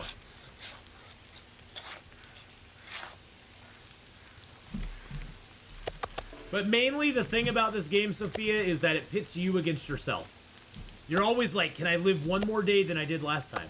And I think also with it being a permadeath game like it is, it so much drives people, everybody's sort of in the same boat. Everybody's sort of in the same boat with the experience. We all have a shared experience with this game where we're like, oh man, you remember that time when I was at blah, blah, blah. I was at the Carter Hydro Dam, and I got electrocuted by a wire, and all of us go, oh, yeah, been there, done that. I got the scar marks on my chest from it. Yep, I died to that, too. So we all have sort of that shared experience of things happening to us in the game, which really makes it special, because it's not a procedurally generated game or anything like that. We all sort of know where it's coming from. They stopped doing records on the game. There's too many ways to exploit it. So they stopped doing that. There's a guy who's lived. I think there's a guy on YouTube who's lived for like 10 years in the game. He's got like a 10-year run going. But yeah, they don't have a leaderboard or anything like that. Thank God.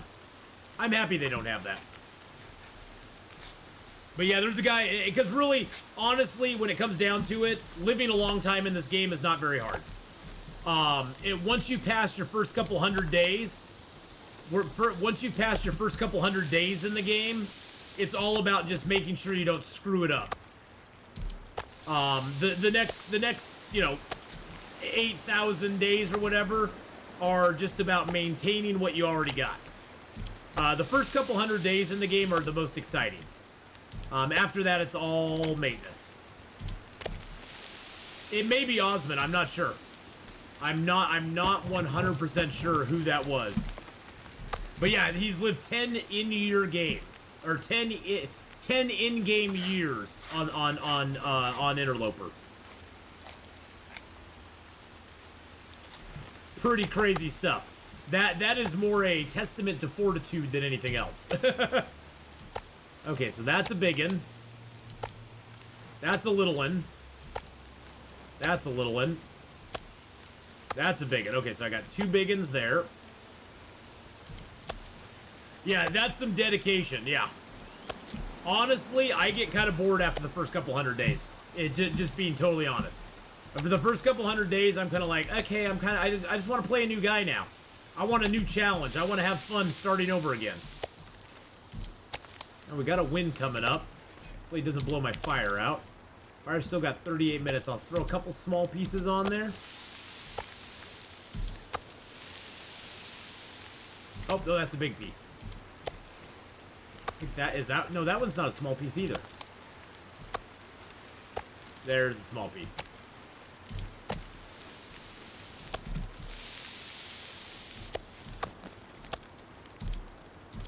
The sun is setting. A lot colder soon. I know, it's gonna get a lot colder. It's gonna get a lot colder, darling, very soon. Oh, my fire just got blown out. I don't think the wind is that strong, though.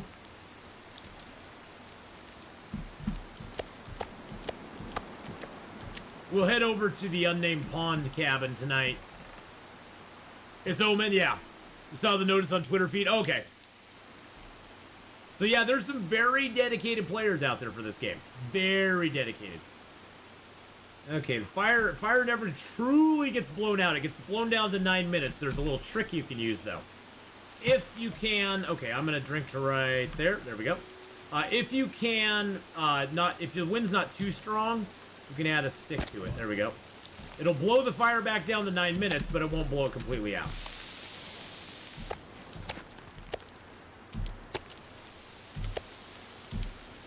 Sometimes you can nurse a fire all through a little bit of a wind.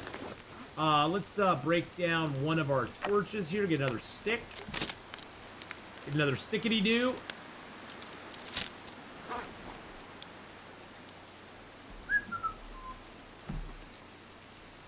So you will take the meat with you back to the cabin? Yeah, I'm gonna take it back to the cabin. Actually, I was debating whether going back to Trapper's cabin or there's another cabin over that way.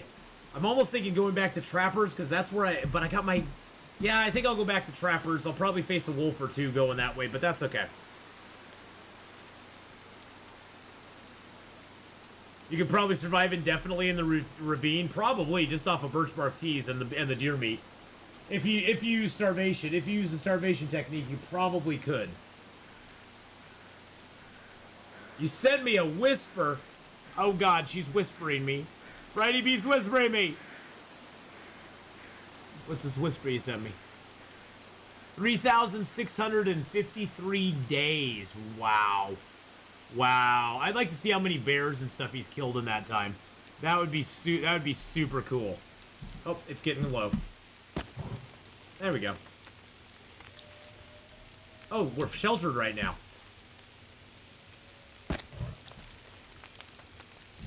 We are sheltered. You see that little shield up there? That means the wind's not hitting us right where we're at. So that's a good thing. I'm just gonna sleep for an hour.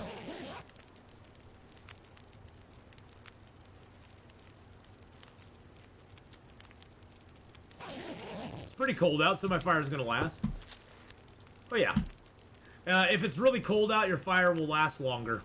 And now it's pretty dark out, but that's okay. We got a little energy back, so let's grab a couple torches out of there. Hey, Sarah, it's going pretty good. How are you doing? All right, let's huff it back over to the trapper's cabin. To the trapper's cabin we go. Hi-ho, hi-ho. Is that a wolfie boy? That is a wolfie.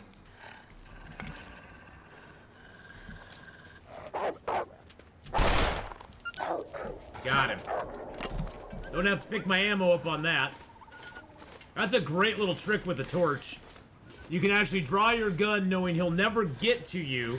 He's gonna charge at you and then you can shoot him in the face with the gun. Sometimes you'll get a kill right off the bat, which is kind of nice.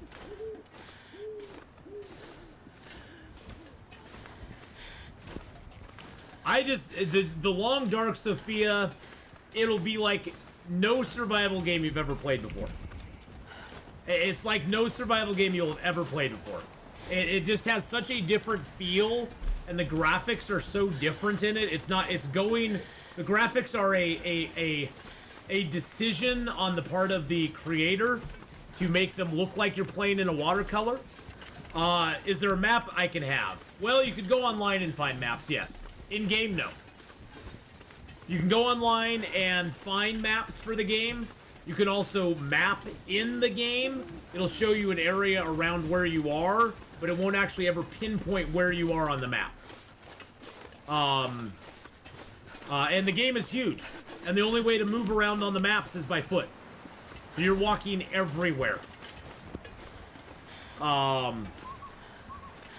You have to walk everywhere. And the game has more square kilometers than Skyrim.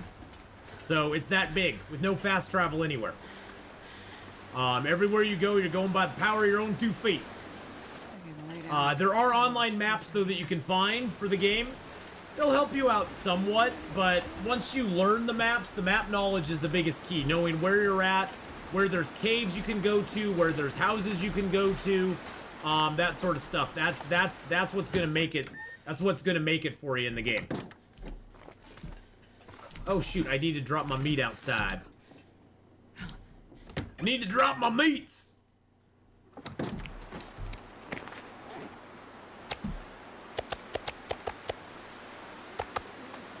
I'm gonna eat a little more meat there. And you do have to watch your condition on your food and stuff. You have conditions on your clothing that get broken down by just wearing them, as well as the weather can really affect your clothing a lot. Like my socks right now are in really bad shape. Actually, I need to repair up a bunch of stuff. My crampons. Oh, that must have got damaged when I got attacked by the bear. I even have to repair those up. So yeah, I have some clothing I need to repair tomorrow. We need to, my food, like that's a tin of sardines I'm not gonna eat. Actually, I could eat that right now. Yeah, let's eat that right now. I have full health. Even if I get food poisoning, it won't matter. I didn't get food poisoning. Well, bully for us. If I got food poisoning, you have to sleep for 10 hours to get rid of it after you take a medicine. I didn't get food poisoning though, so and I have full health. You can't get health back while you have food poisoning. So I figured why not. There we go. I found a map for beginners on Reddit that is very good. Well, there you go. See, there are maps out there. They're all outside of game maps though. It's sort of like it reminds me of when I first played EverQuest. There was no in-game map. You could go online and download maps that had coordinates on them and stuff, and you could actually find your way around the map using those, which seems kind of archaic, but it's what we had. So I'm going to break that pot down. So I get 2 metal for that pot, I'm pretty dang sure. Oh, I only get 1 scrap metal for it. That's a bad deal. Oh well, I'm gonna do it anyway. I'm gonna do it anyway. We're doing it. I've got so many pots, it's crazy. We got so much pot in the game, boys and girls. We're gonna pop outside. Pop. We're gonna pot outside. We're gonna pop outside and see if the moose is up by chance. Maybe grab a little food while we're out here too. See no sign of the moose. No sign of the moose. Oh god, that meat is in horrible shape there.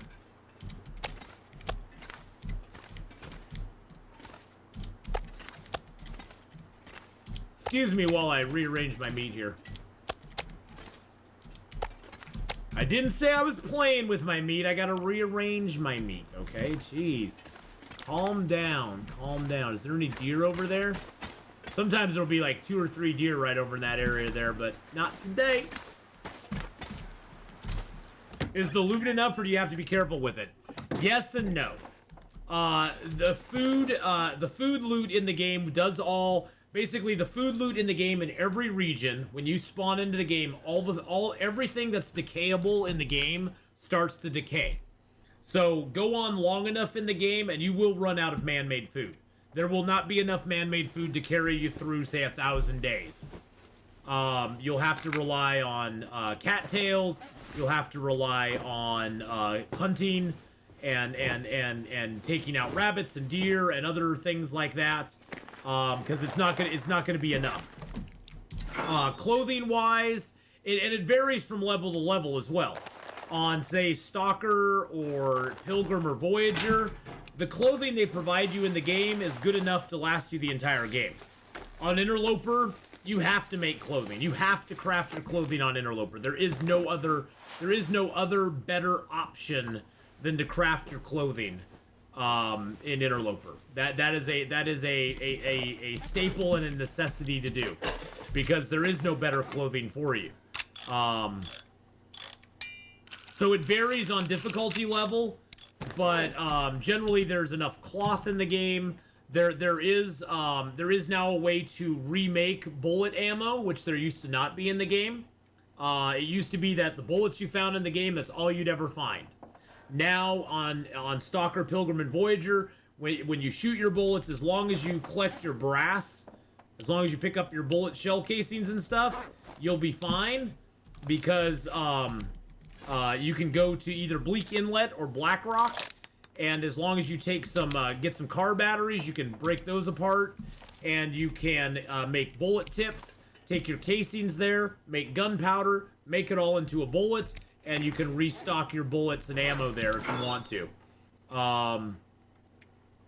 Other than that, you just have to keep an eye on the condition of stuff. Like, my bedroll's getting worn down. As you saw, I repaired some clothing. I don't like my clothing getting down below 80%. The food, like I said, all starts to break down as you go along in the game.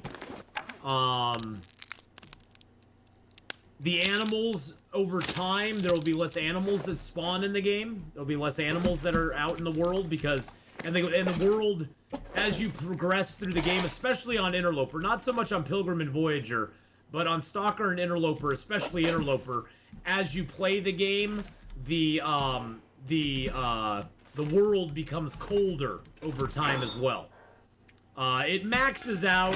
I mean, on Interloper, really, it maxes out about day 50 to 75. You'll start getting your average daily temperature when you step outside is going to be negative 35 to negative 40 all the time. You will never have a really warm day outside. It can be warmer, but it's usually cold.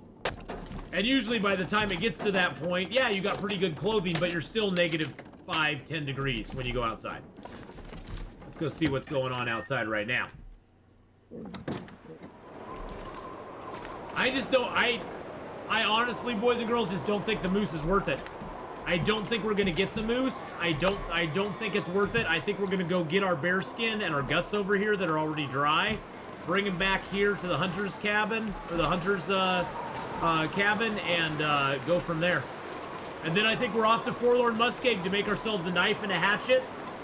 Maybe see if the moose is up in Forlorn. It'd be nice to see if nice to get a moose in Forlorn Muskeg.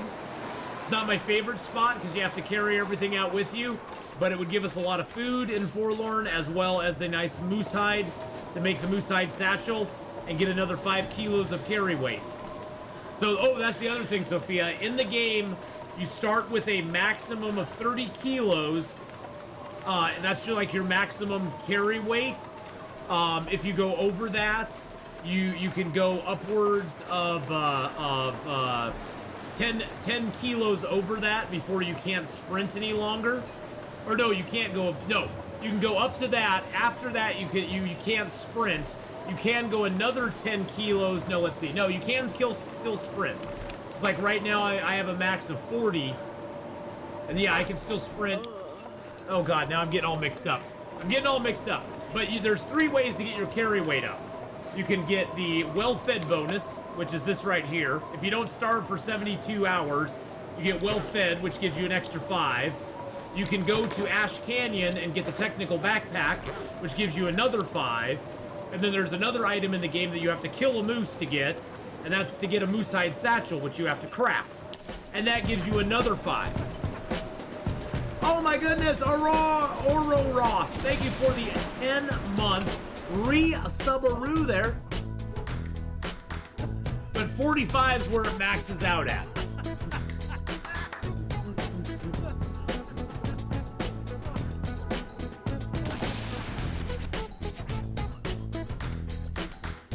Thank you so much for that 10-month beautiful resub. Holy crap. 605 just resubscribed. But everybody starts out with 30. And all of you, and that's one thing about story mode that it won't teach you as well, is that you have skills and all these different things. They all start out at level 1. And as you build them up, you get better things. There's perks that come along with them. The perk of cooking 5 is you can never get food poisoning or intestinal parasites as long as it's cooked or man-made. If you eat raw meat, you can still get it. You can still get food poisoning. If you eat raw bear or wolf meat, you can still get intestinal parasites, and you probably will. My last run, I got intestinal parasites twice by eating raw bear meat on accident. After I had cooking 5. It was like, really? Seriously? Oh, I'm crouching. I was like, why am I moving so slow? Oh, I'm crouching. Oh, by the way, there is an auto walk in the game. You have to actually go into your accessibility, and you actually have to turn it on. It's always defaulted to off, and I think the default key for auto walk is Z. But there is an auto walk in the game, but for some reason it's always off when you first play the game. You can change that, but you have to manually change it, and then it's on for all your other files as well. I don't know why they defaulted it to off. But I guess maybe there's some people who didn't want it. I don't know. I sort of like auto walk. I sort of like the old auto walk. I see feathers and I'm like, ooh, feathers! Oh, I'm not making a bow and arrows. God dang it! I see a deer corpse and I'm like, ooh, I want to harvest him. But it's really cold out right now. Boop-a-doo. Oh, let's get some sort of protection out. Boop-a-doop-a-doo. Let's reload our gun. And that's the other thing, too. Your weapons all take damage as you use them. There's certain things that take damage when you use them. There's other things that take damage over time, and damage when you do a specific action. Or damage just from weather and stuff like that. So food and clothing, they take damage just by being. Just by being in the game, they take damage. Now, there are things that will up the damage to your food and clothing. Like if you have food on you, the food, or you have food inside a structure, the food decays much quicker than if it is outside in the snow. Okay, that's cured too. Nice. So usually that's why you'll see most people will leave their food like I do, just sitting out here. I mean, even then it decays down. This is at 84% right now. So this food's slowly going bad too. But the other thing that bad smelling food bad smelling food causes is it makes your stink. You have a thing called stink. If you're carrying around raw guts or any kind of food, raw or cooked, the wolves and the bears will smell you from a long ways away. How much can you survive with no fire outside in the cold? Not very much at all. You'll die. There are outdoor caves that have a warm area in the back that allow you to sort of hunker down, but even those can get cold early in the game, especially. Later in the game, when you have decent clothing, they don't get as cold in the back of the caves, but early in the game, oh hell yeah. The cold, like I was telling somebody earlier, I think it was Apex Predator earlier, the biggest killer in this game is the weather. Because even right now, look at my cold meter over there. Basically, if any one of these meters falls to the red, you start to take overall damage. So right now, my cold meter, you can actually visibly see it going down. That's how cold it is. And to live outside with no fire, you can do it a little bit in Pilgrim and a little bit in Voyager. Well, a lot in Pilgrim.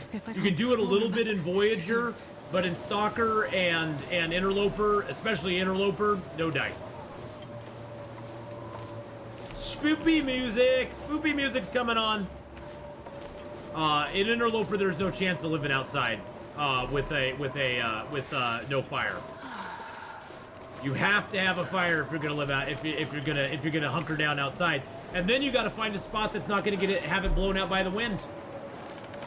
The wind at that point is your biggest enemy because the wind will come along, and it'll blow it right out. Even if you build it in a sheltered area, which you can always tell a sheltered area by a little. There's a little shield. See that shield above me right now? It's over there, up at the top. That means this area right here is protected from the wind.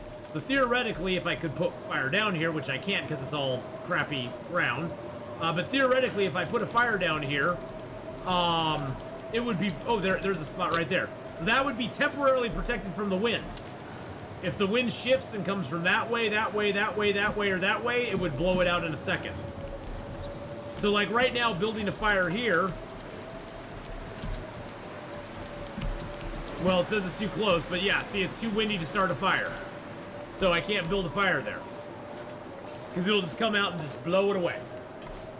So, yeah. Hillsides are your friends, though. The hillside will let you be protected from the wind a little bit. But there's very few spots in the game. I can think off the top of my head of like 2 or 3 spots in the game. There's only one I know of that is guaranteed outside, protected completely from the wind, and it's because it's got logs all stacked up around it. That's in Broken Railroad. At the very bottom of the ravine in Broken Railroad, there's a spot that's guaranteed 100% protected from the wind. Everywhere else I've ever built a fire, it's been blown out by the wind at some point or another. And then, if you stay inside for too long, like Ace just said in chat, well, not just, but I'm getting around to it just now. If you stay inside for too long, you get what's called cabin fever risk. And if you get full-blown cabin fever, your character is not allowed to pass time or sleep indoors for a full 24 hours. So if you start to get cabin fever, you want to go outside and either live in a cave or just wander around and do some stuff, because you don't want to get cabin fever. It's not fun. It doesn't kill you, but it makes it hard to survive once you get it. It's pretty easy to get rid of, though. The main thing is if you're ever thinking of doing a long activity indoors, like say if you want to cook a lot, try to cook outdoors. That gives you a lot of outdoor time. Because the way cabin fever works is it looks at the last like 6 days of your travels, and it calculates how much time in that window you spent outdoors and how much you spent indoors. And if that indoor time ever becomes like a certain percentage, like a greater than like 50 or 60% of the time, you start to get a cabin fever risk. So if you front load your indoor activities by spending a lot of time outdoors, you can spend 4 or 5 days indoors crafting and cooking before you start to get a cabin fever risk. But if you spent like a whole bunch of time inside, and then you go, oh, I'm gonna go craft a whole bunch inside as well, then you can get a cabin fever risk very quickly. And then you're like, crap, now I gotta go find a cave. And I gotta go be outside.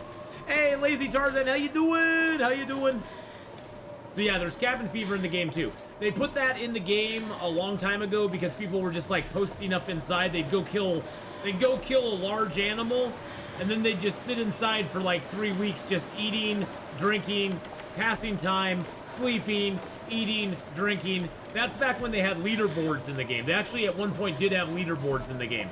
And leaderboards are a cancer. Leaderboards are a cancer to any game, in my opinion. Especially a game like this where it's all about you versus the game. It makes it way more,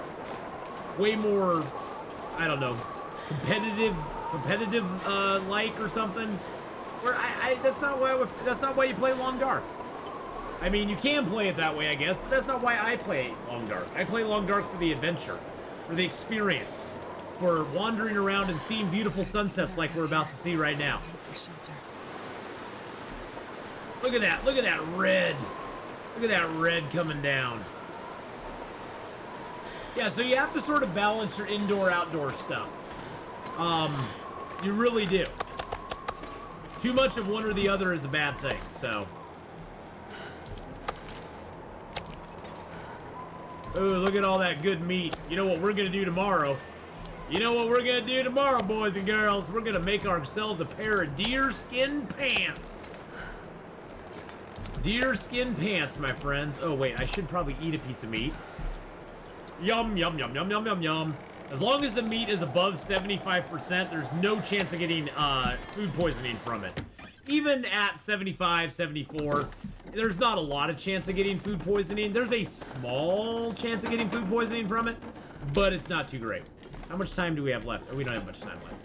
Let's get our stuff. I'll give you guys night vision. Night vision is an overlay from OBS. Oh, I need to drop that one gut that I have. Let's just go over here to by the door. I got one gut that's not cured yet, so I'll drop that there. Oh, I have no water. Huh, but I do have some large teas, so we'll drink those instead.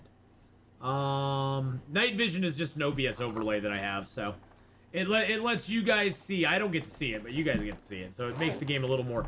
It just ups the contrast. So you can sort of see more things in the game. It's a lot better outside. All right, so let's sleep for 10 hours. You only sleep for 10 hours in Interloper. That's the max. Oh, Ricky Bobby with that 8-month Twitch Prime Subaru.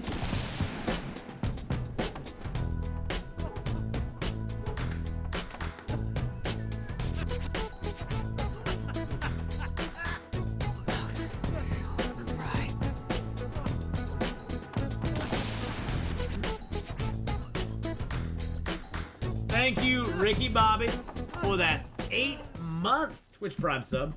So, 0B07 just resubscribed for 8 months. Thank you. So when you're just getting up, ooh, there's a little bit of an Aurora going on right now. Ooh, isn't that beautiful? I haven't seen an Aurora for a while. I usually sleep through them. You always want to eat before you drink, because eating meat will dehydrate you big time. Ooh, it's so pretty. It's so pretty.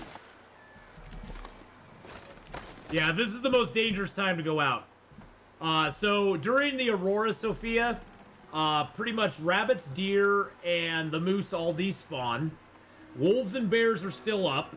They will be green, and they hit like Mack trucks during an Aurora. They're basically hulked out. They're hulked out animals during the Aurora. So, oh, there's that gut there. I had another gut on me too. Look at that.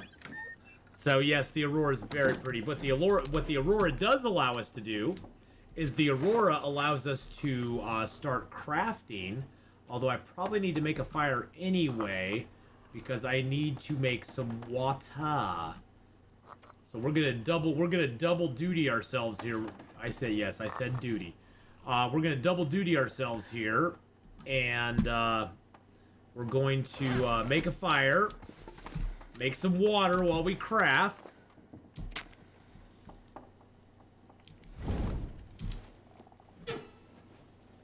Boop-a-doo. Oh, I only have birch bark for tinder right now? Son of a biscuit.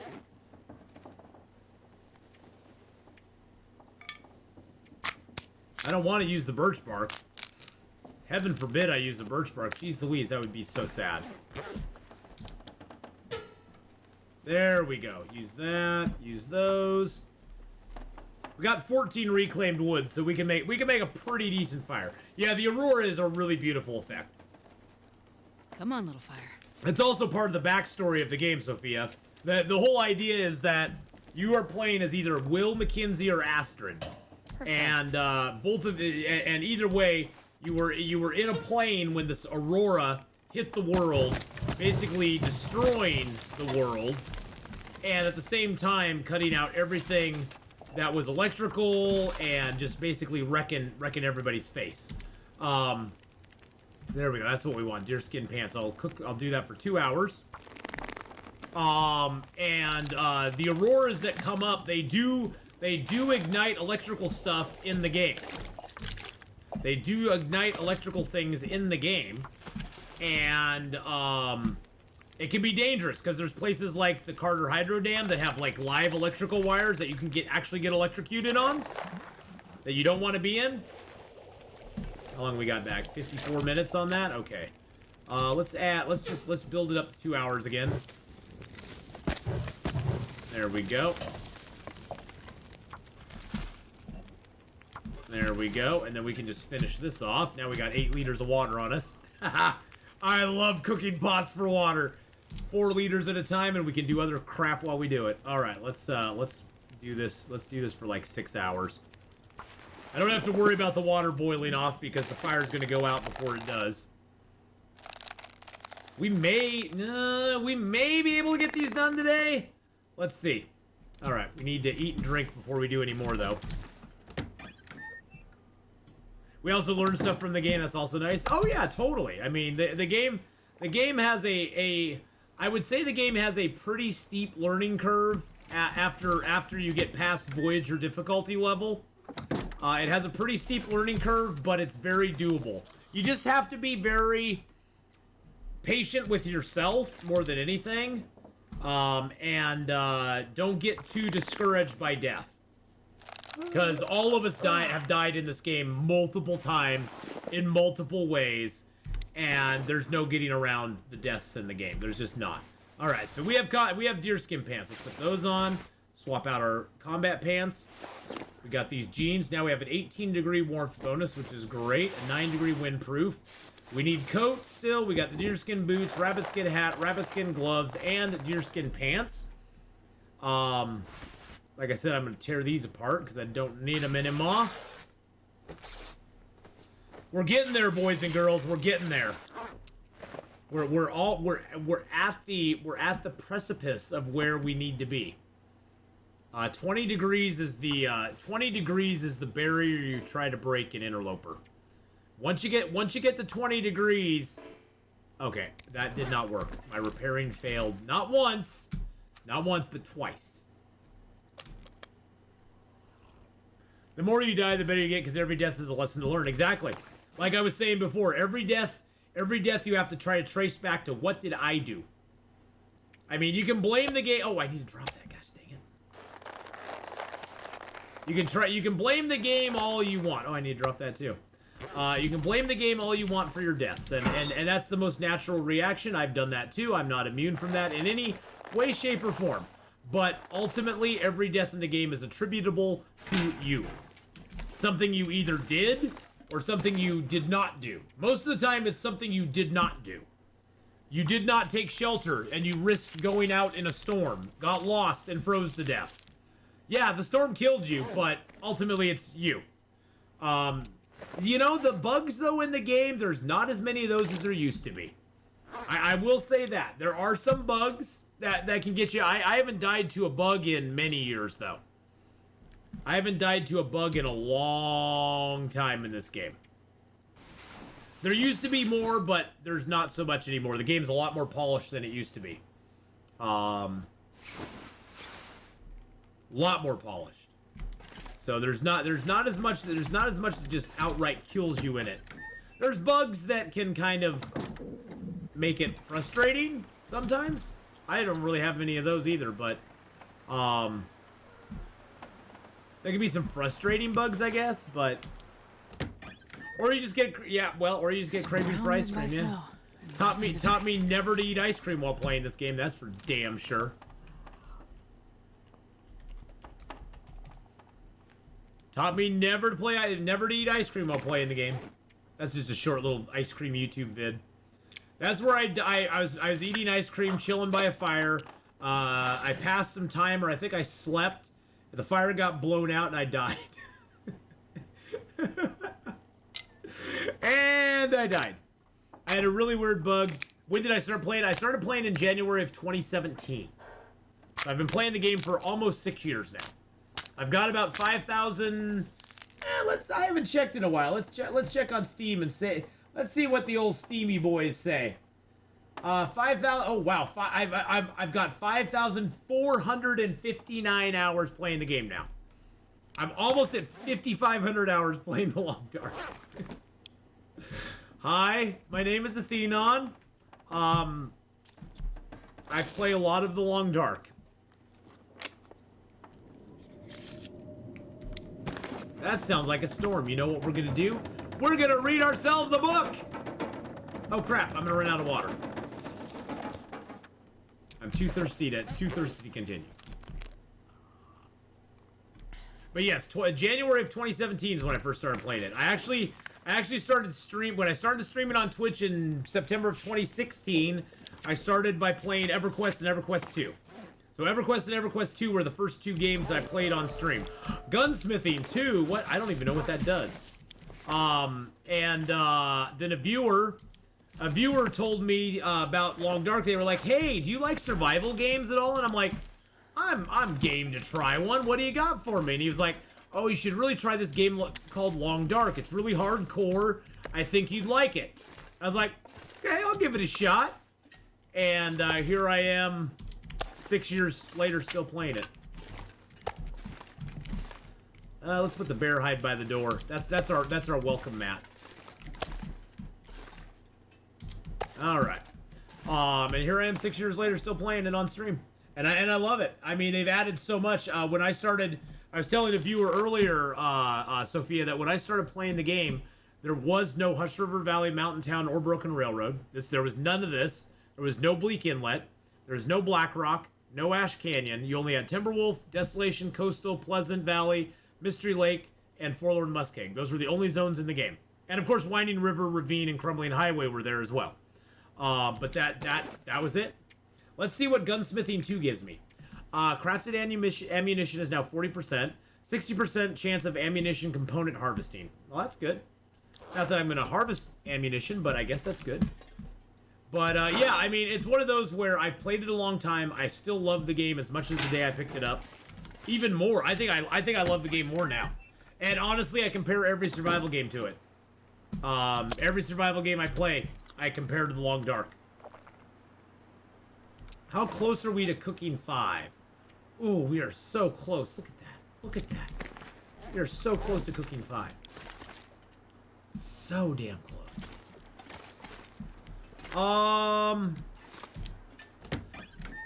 So you had a weird bug in Desolation Point. When I left the whale processing plant, it teleported me to the cave by the broken bridge, and all my gear was gone. It acted as if I was a fresh spawn because I had Voyager spawn gear. You fixed it by reloading the game. That is wild, Sev. That is wild. Yeah. I did start reading it, then I got off on a, I have slight ADD, so I kind of got off on another topic and totally forgot about it. But no, that is a wild freaking glitch. That is very, very odd. Very odd. Okay, I'm gonna take that with me. I could try reading that book. That could push me over the edge, boys and girls. Oh, here, I'll show you how to map in the game. So you have to have charcoal to map. Oh, there's my water too. I'm gonna leave some water here for myself because we are gonna come back here at some point. You uploaded it to your channel. Oh, nice.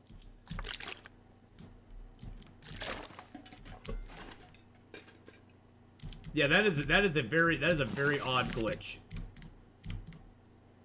Boop. Actually, I could take that book and burn it. Yeah, baby, let's burn it. Burn in the books. Okay, I'll come back for the rest of this stuff. Yeah, send me a link on, just send me a link on Twitch DMs. Just DM me here on Twitch. Actually, you know what, Seb? Do you have a link to it handy? I can just give you permission. I can just permit you. I think it's, permit...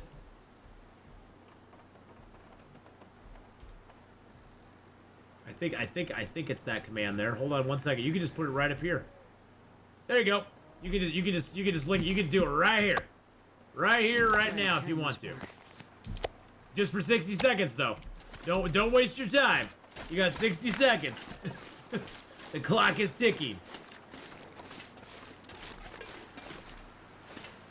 All right, let's head over to the Mystery Lake Camp office. We still have Mystery Lake Camp office to explore.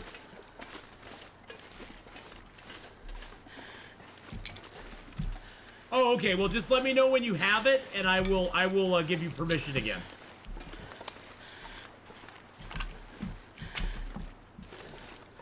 Just let me know when you have it, and I'll give you permission again, Sev. That way the bot doesn't time me out. Oh, they keep updating the game? Yes, they've updated the game many times. So, Sophia, we're kind of... The thing is, Sophia, that we're kind of in the end days of this game as far as, like, free updates and stuff. Because when they kickstarted this game back in, what, 2014, I think it was? When they kickstarted it back then, they promised that all the content up through Chapter 5 would be free. Here we are 8 years later, and they're still giving us free content. I knew that guy was going to be coming for me.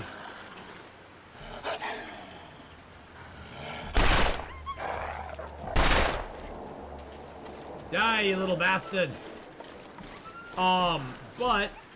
But the game now, they've split the last chapter of survival mode off from the rest of the game.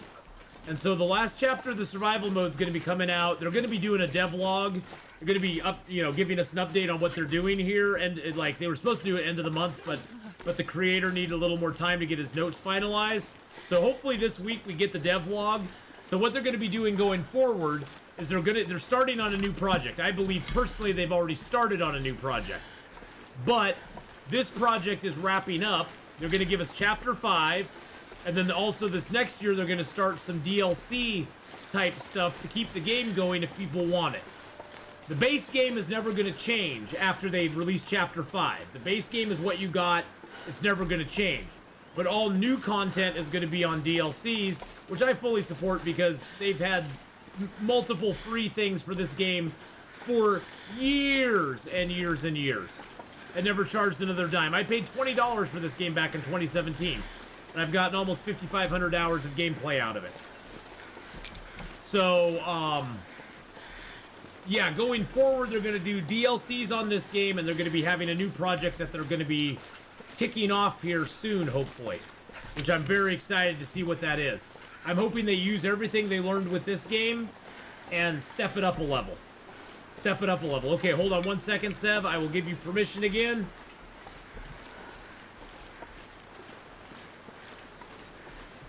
There you go. Throw that linkaboo up there, my friend. And I'll make sure I go and subscribe to your channel, too. So yeah, right now, everything is free.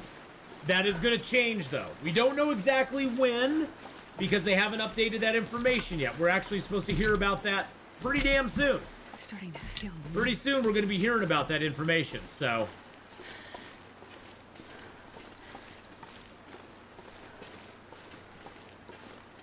let me subscribe to you there, first off. You're saying it's like 58.28?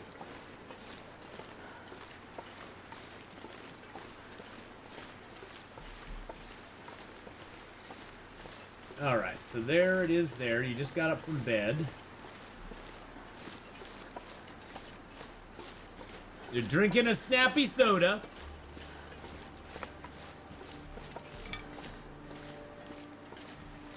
Drinking a snappy soda, and now you're leaving the warehouse. Okay. Oh, jeez.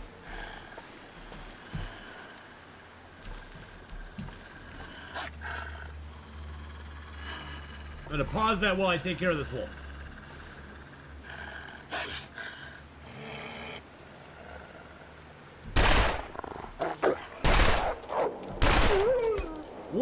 was a 3-shotter.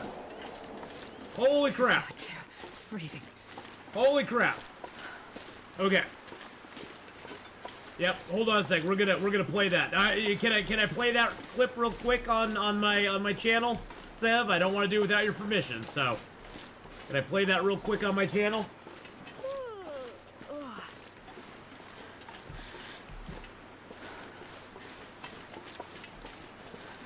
I was a little scared there, Sev. That guy was coming at me really fast. Damn wolves. I just don't want to play it without your permission because I don't want to get in trouble, so. We'll get into the Mystery Lake Camp Office here, though. I want to check this out. We're doing it live! We're doing it live, boys and girls.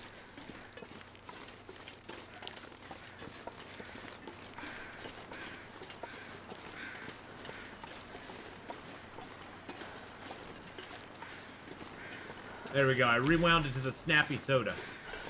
Got you on the snappy soda. All right.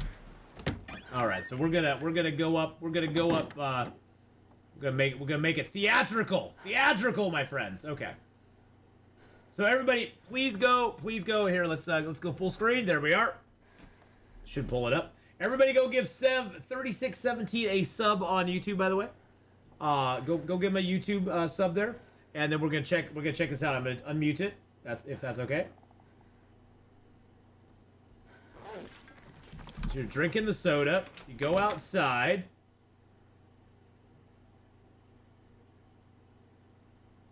I'm giving you a thumbs up. Oh shoot! Oh crap! Yeah, it did teleport you. And then I bet you looked at your gear and you went, "What the hell?" You're like, this isn't where I started at. What is happening? And then you probably went, oh, why do I have so much sprint? Why do I have no weapons? Why do I have no clothing? And oh my god, it did. It restarted you all the way. You're like, screw this. So you all you had to do though was exit out and go back in, and it fixed it for you.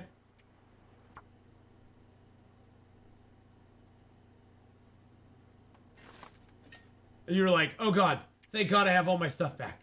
Oh, you're like, "Thank God I have all my stuff back." I bet you were puckered so hard right there going, please let me reload. Please let it work. Please let it work. Oh, I bet you were so scared right there. Oh man, I would have been too. I would have been too. I would have been very, very scared. I would have been a little scared myself. All right, so we've got an extra heavy hammer here. We're gonna drop that there. This pack is getting kind of heavy. Oh shush, dear. You have 2 Thor hammers. Come on, come on. You are good enough to pick up Thor's hammer, but it's the pack's a little heavy. Oh shush it. You're fine. Jeez Louise. Okay, let's throw some more teas in here. We'll carry like 4 around with us. Throw some of those in there. We'll carry a couple. Actually, I had one larger one, didn't I? Yeah, we'll carry that with us. We'll take a couple more birch barks because those come in handy. Everything else in there is small. Let's see. So we got some more coffees in there. Let's take those with us. We do not need all of that herbal tea. That's just extra weight we don't need to carry. Oh, I have an extra hacksaw, don't I?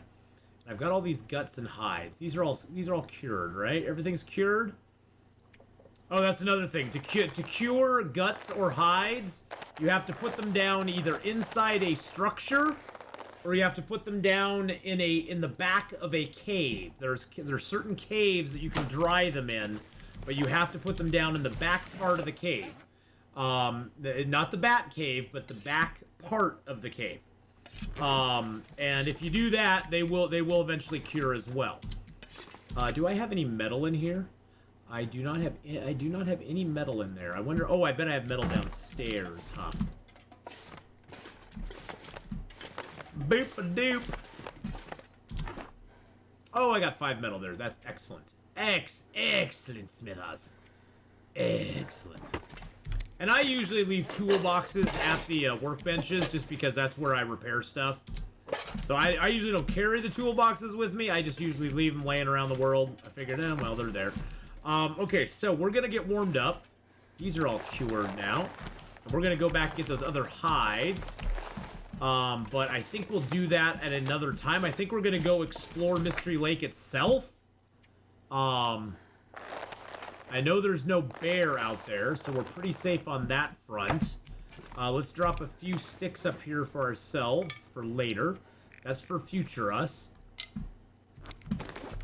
Let's drop the fire making book because I just don't care to read that. One thing I do want to read is the cooking book, but it takes 10 freaking... Oh, no, it's only 5 hours. That's not too bad. Let's drop that. Let's drop the practical gunsmithing book, too, because we already read that. Let's grab that and make it into tinder real quick. Oh, we are getting pretty tired. It is kind of late in the day. I guess we could just chillax here for a little while. Read our cooking book. I mean, it's not, at this point, it's not going to... The cooking book only gives us, like, 10 skill points, I think. And we're ways away from cooking 5, but at least it'll give us some free skill points. So, I don't think we'll be able to read it for 5 hours because the sun's going to go down. But that's okay. Oh, and then we got an Aurora, so we read the whole damn thing. How much closer did that get us? Not very much, but hey, it's better than a swift kick in the pants, right? Better than a swifty kicky. We'll hit cooking 5 tonight for sure. Any wolves or deer I find now, I'm going to be cooking. Oh, I could cook these up. I could cook those up. Oh, let's cook those up. Oh, yeah, there's 3 cooking skill ups right there, my friends. All right. Oh, is there a note on this one? Is this... Oh, there is. Oh, here's one of the buffer memories. These buffer memories change as well. Most computers have 2 to 3 buffer memories, I believe, on them. What a time to be out here, Sherry. I made the right decision. Observations are going well, and I hope to be done with research here. I don't know why this Canadian sounds like he's from the South, but he does. On the southern edge of the island by the end of the week. Locals tell me I should have through the end of the month before any weather starts getting on the way of my plans to head north. Tell Dr. Chase the data looks promising. WRT, his publication date. With his publication date. They misspelled with. That guy cannot even spell. I don't know why he sounded that way. That's just how we sounded. It's just how we sounded. I had nothing to do with it. Just how we sounded, my friends. We're gonna cook those up in the morning because I didn't realize I was so freaking tired. So let's just get some sleep. Oh, actually, you know what? Let's go out and look at the Aurora real quick. The Aurora over the lake is usually pretty damn gorgeous.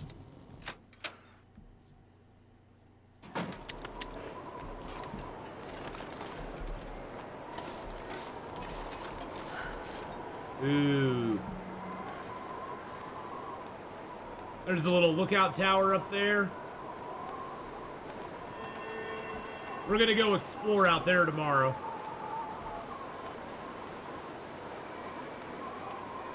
I love the sounds too. Little.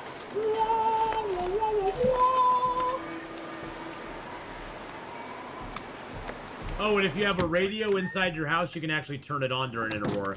I don't think there's... Oh, there's a radio here.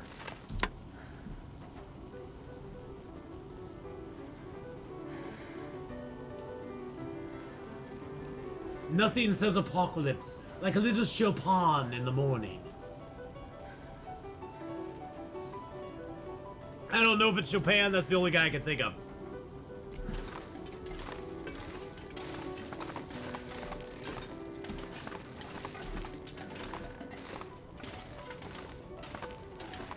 I don't know why everybody in this world listens to classical music, or they all have their...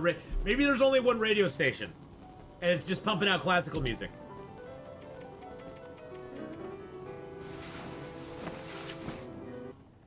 And the music stops. The day the music died, boys and girls. The day the music died. It was a horrible day. Alright, let's start this fire and get some food cooking.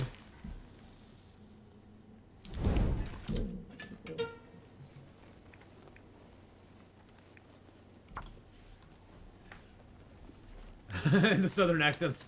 I say, son, come back here, boy. The piano, that piano goes hard though. Yes, it does. Hey, classical music was the hard rock of its era. You really listen to classical music, man. If you listen to like some of like Beethoven and stuff like that, I mean, it sounds tame by today's standards, but that was like the hard rock of their time. That stuff was so that they had some bangers back then. Bangers. Woo! House with a tier 1 for 14 months.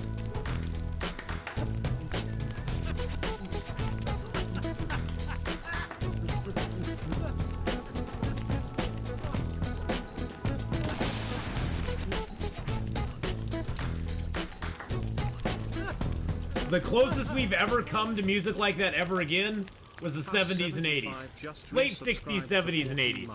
TLD and Atheenon. A match made in heaven. It is a match. Now, these could give me food poisoning. They're at 50%. These could give me food poisoning. But if they do, I don't care. When you cook back meat, it gets 50% condition back. We got lucky so far. Will we get lucky on this? This is probably the one that'll give me food poisoning. Oh, no food poisoning. I'm very fortunate. We have 34 minutes. Let's make, like a little half-liter water. We are at the Mystery Lake Camp office. Yes. Yes, we are. Mystery Lake Camp office. Okay, we got a few sticks. We got a few pieces of reclaimed wood. Got my book that I just read. We read the cooking book. I usually don't read as many books as I have this game, but, you know, I figured, what the hell? It's fun. All right, let's go. We got our bear hide here. We got another bear hide at the trapper's cabin. I'm going to take a little bit of cloth because I'm getting a little low. We'll find more cloth out on the lake, though, so let's go out there first. Let's go out there first, though. We'll also find wolves out here, but we're going to find cattails out here, too, so. Now, this is the staple food of any Interloper Long Dark player. Cattails, 150 calories, it never rots. And, oh, I guess I should take some cattail heads. I'm a little low on tinder. And the cattail head, you can use as tinder. The cattails have a dua per pass. Oh, I haven't gone to any of the cabins yet. I haven't gone out on the lake yet. Good God, there's 3 wolves out here. 3. Not 1, not 2, 3. But I could get to cooking 5 if I kill them, I guess. I could possibly... I'm not going to have a bear out here, though, house, because our bears are spawned at the clear cut as well as the unnamed pond.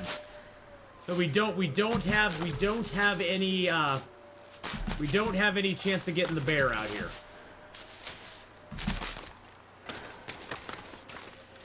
I haven't been able to find the damn moose. There's no moose marks at the ooh, some bullets. There were no moose marks at the dam. There were no moose marks at the unnamed pond, which means that we have a trapper's moose, which is the most elusive of the mooses. He's the most elusive of the mooses. So I don't know if we're gonna even get one here. I was hoping to get one, but we may have to go to Forlorn Muskeg before we even see a moose. I haven't even seen one this run at all. The elusive of the mooses, yes.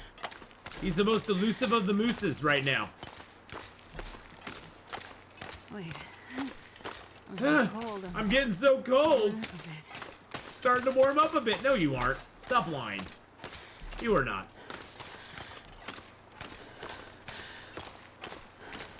You are not getting that cold. You're a little cold. I'll grant you, you're a little cold. These fishy nuts usually have pretty decent loot in them.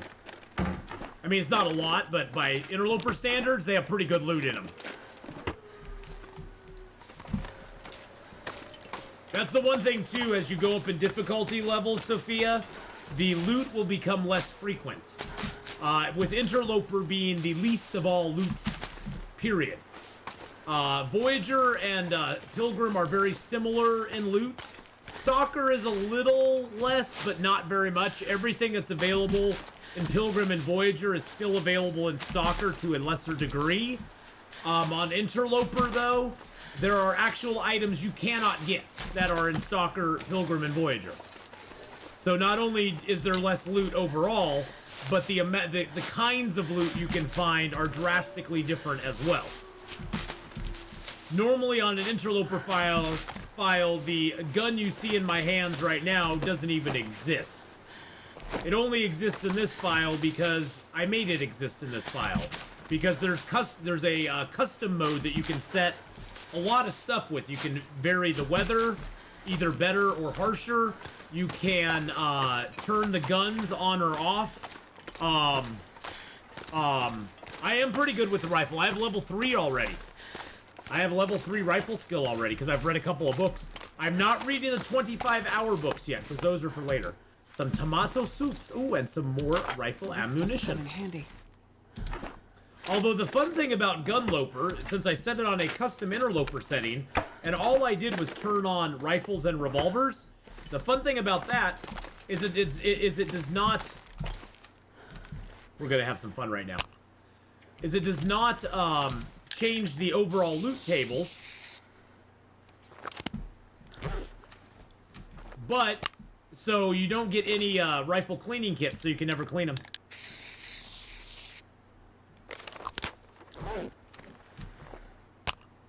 Give him some muscly arms.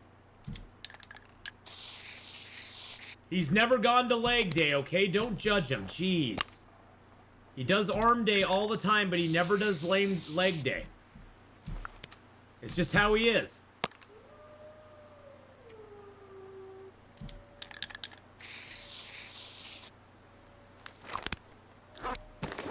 So spray cans can mark things on the map. I usually just doodle with them. I doodle and leave it behind. Bye! You think Interloper should have firearms, but an extremely low spawn rate. You know, Sev, I thought since the inception of it that Interloper should have a pistol, one pistol in the game, and 6 bullets. And that's it. I was excited when Hush River Valley came out and I found a pistol in Hush River Valley on Interloper. I was like, oh my god, this is awesome. I have like 3 bullets. Now I have to like think where I want to use them and if I want to use them. And then I will be forced to go and recraft them and repack them at Bleak Inlet. At the time, Bleak Inlet was the only one out. I was like, ooh, that's so cool. But then they were like, oh, no. Yes, you can fix firearms in Bleak Inlet and Blackrock at the milling machine inside the cannery at Bleak Inlet and inside the prison inside that sealed up room in Blackrock. It takes, I think, a piece of metal to fix them up. But you can fix them up in those 2 places, yes. But I've always thought it would be cool if you found a loaded revolver. A revolver with 6 shells. And that was it. That's all you got throughout the entire game. That would be so freaking cool. But yes, you can only do it during an Aurora. Use this. Wow, we actually got 2 pieces of clothing, which if I had found these at the beginning of the game, I would have been so thrilled. At this point, we're just going to tear them apart for cloth. Because the garbage. Oh, I'm going to take that, though. We need a little more metal. Searched all that, searched all that. I'm going to take that. Oh, I don't have anything to break it down with. Oh, I was trying to get the crate. I was like, why can't I break the crate down? Why are you stymieing me on my crate? That's one thing about this game, too, is that the only places you can sleep are either your bedroll, which you have to find a place to sleep, put it down. Like, you can put it down, you know, there's certain places you can and can't put it down, as you can see from the red and green. Or a pre-made bed. There's also some beds in the game that are, like, there's a place in Pleasant Valley that has a bed that is made of straw that you can sleep on. So you can sleep on the straw.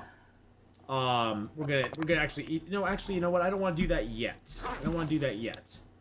We'll eat some of it, but not all of it. So you can't just lay down on the ground wherever you want and sleep. You have to have a bed, bedroll, or a straw pallet to lay on. And there's also in some of the caves there's beds of leaves that you can lay on, but you can't make those yourself. Oh, and there is a snow shelter. There is a snow shelter in the game that you can make, but putting it down is kind of hard. There's a snow shelter. I can put it down right there. See how limited it is, though? You can only put it down in certain spots. The snow shelter is really nice on Pilgrim and Voyager. Even on Stalker, it's not bad, but on Interloper, it's pretty much worthless unless you got a fire going by it. You're probably gonna die. You're probably gonna die in a snow shelter if you try to sleep for very long. You can get away with a couple hours at a time, but if a blizzard comes up, the effectiveness of the snow shelter just plummets to almost nothing. There's nothing left. The matches got wet, and I'm down to a couple of tins of peaches and a can of pop. Well, where are they? I want to find them. I don't know what to do. I want to go, but where do I go? Those wolves, these wolves, everywhere, scratching at the door, pawing at the windows, waiting. A dull knife, a rock, a length of rope. It's like one of those jokes you hear about when three guys walk into a bar and the bartender says, hey, you can't bring that rope in here. Something about afraid not, something like that. Contributed by backer 4675. I need to find some place to escape this cold. Well, how about in here, my darling? I don't think we're going to see a new region very soon, Sev. We'll know in a couple of days. Supposedly, they are working on the update right now. So hopefully we'll find out soon. Here's hoping. I'm a leaf on the wind. Woo! Critical hit save. Hits live. Critical hits live. God. I go for critical hit save. I don't know why. Critical hits live. How you doing, buddy? Thank you for the host and the raid. I see you there, Dr. Sweet Brown, Crimson Gecko. Critical hit save. How's it going? Mrs. Gabby Gecko. Well, hello. Oh, I got the geckos are here. The geckos are live and in the house. Let's give critical hit save a hit save. I said it again. Critical hits live. God, I'm so sorry for screwing your name up. There he is, right there. You didn't want me to go in there. Go check him out. Ah! Oh!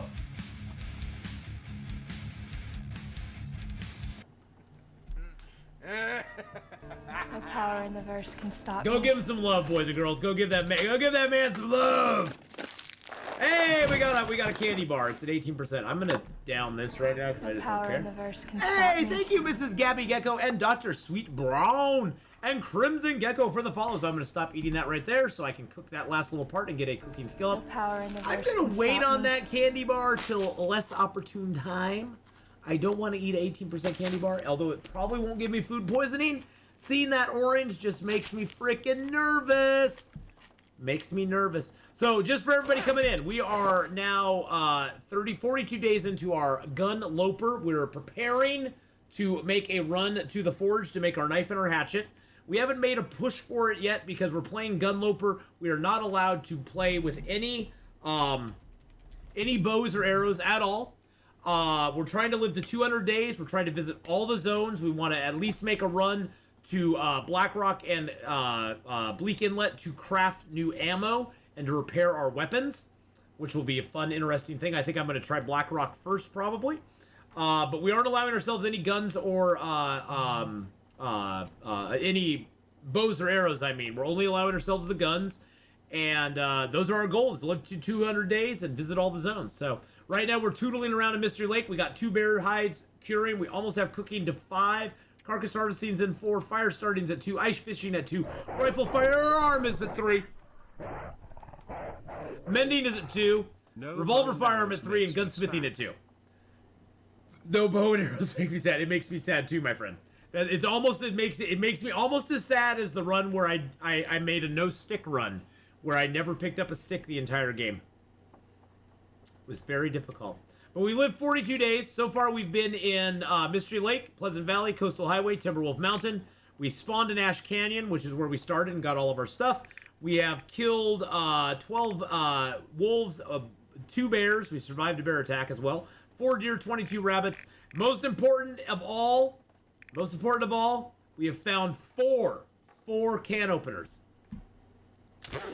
That's an important stat to have, my friends. That is a stat that you always want to keep track of. I forgot I had this house here, too. Nice! Nice! Pick up a book. Those are great fire starters. The advantage books have is books give you a 20% bonus on your fire starting. So if you have like a 60% chance of starting a fire with a stick, guess what? With a book, you now have an 80% chance. If you have an 80% chance or something like that to make it with a stick, with a book, with one single book, you have an 90% or 100% chance. Ooh, Tinder plug. Nice. Let's take the cloth here too. Let's take the pail for some metal. Boop. Alrighty. Alright, alright, alright. Ooh, I could take that chair, but I don't have a hatchet. On to the next cabin! I'll go front or back? Front or back? I'm gonna go... Oh, there's a backpack here. Probably nothing in it, but hey, it's a backpack! We're gonna go around the front. I think there's a few more cattails on this side, if I remember correctly. Yes! Yes! Give me the cattails, please! Found Mr. Moose in Ash Canyon. Oh, there's 2 moose in Ash Canyon. There's one at the bottom of the rope right under the gold mine, and there's one over by the fishing cabin. There's actually 2 meese. The meese are multiplying. The meese are multiplying. They ain't dying.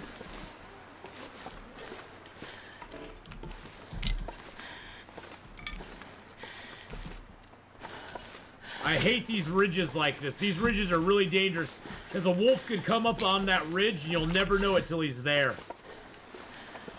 At this point, are deer viable food? Oh, heck yeah. Found a bear coat. Whoa, I've never found that bear coat in AC. God dang it. You lucky bastard. Yes, I've been eating a lot of deer meat. A lot of deer meat. So yeah, the other one there, Danny D's, is over by the fishing hut. The fishing hut there, right as you come in from the Echo Ravine in Timberwolf Mountain, that's where the other one spawns. I have never found that, never ever found that bear hide coat there. I've heard of it. I've heard the legend. Excuse me. Hope I muted that. I've heard the legend of the bear hide coat, but I've never actually been witness to it. I've never actually witnessed it myself. I think I have another house here. Yeah, we'll post up. I could go sleep in the cave, actually. We could go sleep in the cave. But yeah, that's where the other one spawns. So that's a great place to go. The one there underneath the rope is actually kind of nice because there's that cave right up by it. If you go down on the right wall, there's a cave that you can go and kind of harvest them up in and stay in. Funny thing about Ash Canyon, when Ash Canyon first got released, ooh, there's... Of course, now I find the frickin' work boots. Now that I don't need them. I'm gonna need to press this. When Ash Canyon first came out, there was no warm areas in any of Ash Canyon. All the caves were cold inside. They were cold and heartless. Where's my favorite spot to camp? I don't camp anywhere in the game. I have different places in each zone that I like to make little base camps that I wander between. But the Mystery Lake, not Mystery Lake, the Carter Hydro Dam is probably my favorite place in the game to stockpile stuff. I usually leave matches, fuel, hides. If I'm making bows and arrows, I usually have it stocked with all my birch and my maple. And I'll take a few, like, arrow shafts with me as I travel around the world. But, I don't ever really base up anywhere. I move a lot. I find my enjoyment from the game is from moving around and exploring, finding things, going on hunting expeditions, going to little-known Pleasant Valley nooks and crannies, and doing that sort of stuff, so... thank you for the posture check. You're a hoarder. Well, I'm a hoarder, too. I'm a hoarder, but I don't really base up anywhere. I mean, you know, if you go zone by zone, Coastal Highway, the gas station. Pleasant Valley, the farmhouse. Desolation Point, usually the church. Starving. Usually the church is where I base up in Desolation Point. You know, Timberwolf Mountain, Mountaineer's Hut, of course. Mountaineer's Hut, baby. I wonder if we can get a Maglin fire going. I doubt it. I seriously doubt it, but I'm gonna try. No. Not gonna do it then. Gonna go back here. I love the church. The church is great. You can cure stuff in the church if it gets too cold and you don't have the fuel, which I always have fuel. By the time I go to Desolation Point, I'm pretty stocked on fuel. Let's just put it that way. I'm pretty stocked up on fuel by the time I go to Desolation Point. So, yeah, Desolation Point, I love the church. And then if it gets too cold, you can just jump down to the mine and sleep in there.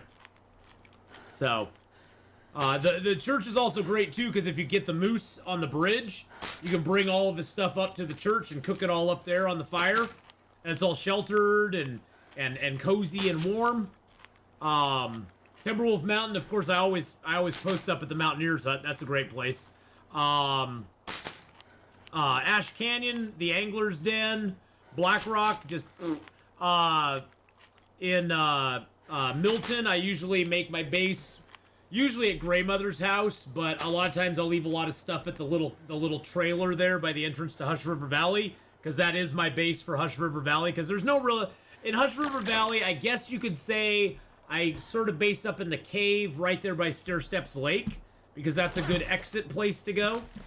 So I sort of base up there. I don't have any meat on me or anything, no. In Broken Railroad, I usually maintenance yard. Bleak Inlet, usually there's a place in Bleak Inlet at the cannery. It's not the trailer, but it's right there by the rope that you go up to get to the cannery itself. There's a little side pocket that has doors that I usually post up in. What other zones am I forgetting? Forlorn Muskeg. I usually don't base up in Forlorn Muskeg. I leave stuff at the forge, but I usually don't have a base there. I usually don't base up there at all. As far as having like a long-term base or anything. Because that's sort of a transition zone for me. But that's about it. That's what I do with all the zones. And then I'll leave caches of stuff all over the place. Most places late, if I live in a couple hundred days in the game, I usually travel back and forth with, to places, and I have food, fuel, water, the whole 9 yards laid out for me from place to place. So, I love Forlorn Muskeg myself. I think Forlorn Muskeg is a great little zone. Blackrock got no love. Yeah, Blackrock kind of sucks. Well, the main reason Blackrock gets no love. Here's why Blackrock gets no love. There's nothing in Blackrock I can't get somewhere else on Interloper way easier without having to face the damn Timberwolves. Bottom line. I can find so many other places to get the exact same gear, the exact same everything. Now, one thing a lot of people don't know is even though it's dark, I don't know if there's a fog storm going on outside or not, though. It's gonna eat down our cattails. There we go. Do we have any large teas on us? No, we don't. Oh, I have that tea there. I'll drink down that a little bit. There we go. It doesn't look like a storm's going on. Maybe we can pull it off. Most of the time in caves, you can do things that you can only do in the light otherwise. Nope. See, we were able to read in the cave. There wasn't a storm going on outside. Whee! Okay, let's go. Boop-a-doo, ba-doop-a-doo. That got us some good outdoor time, too. Got us some good outdoor time. I wish these damn deer would spawn. I need some more cooking skill ups. Hey, Oxford Splice, how's it going, buddy?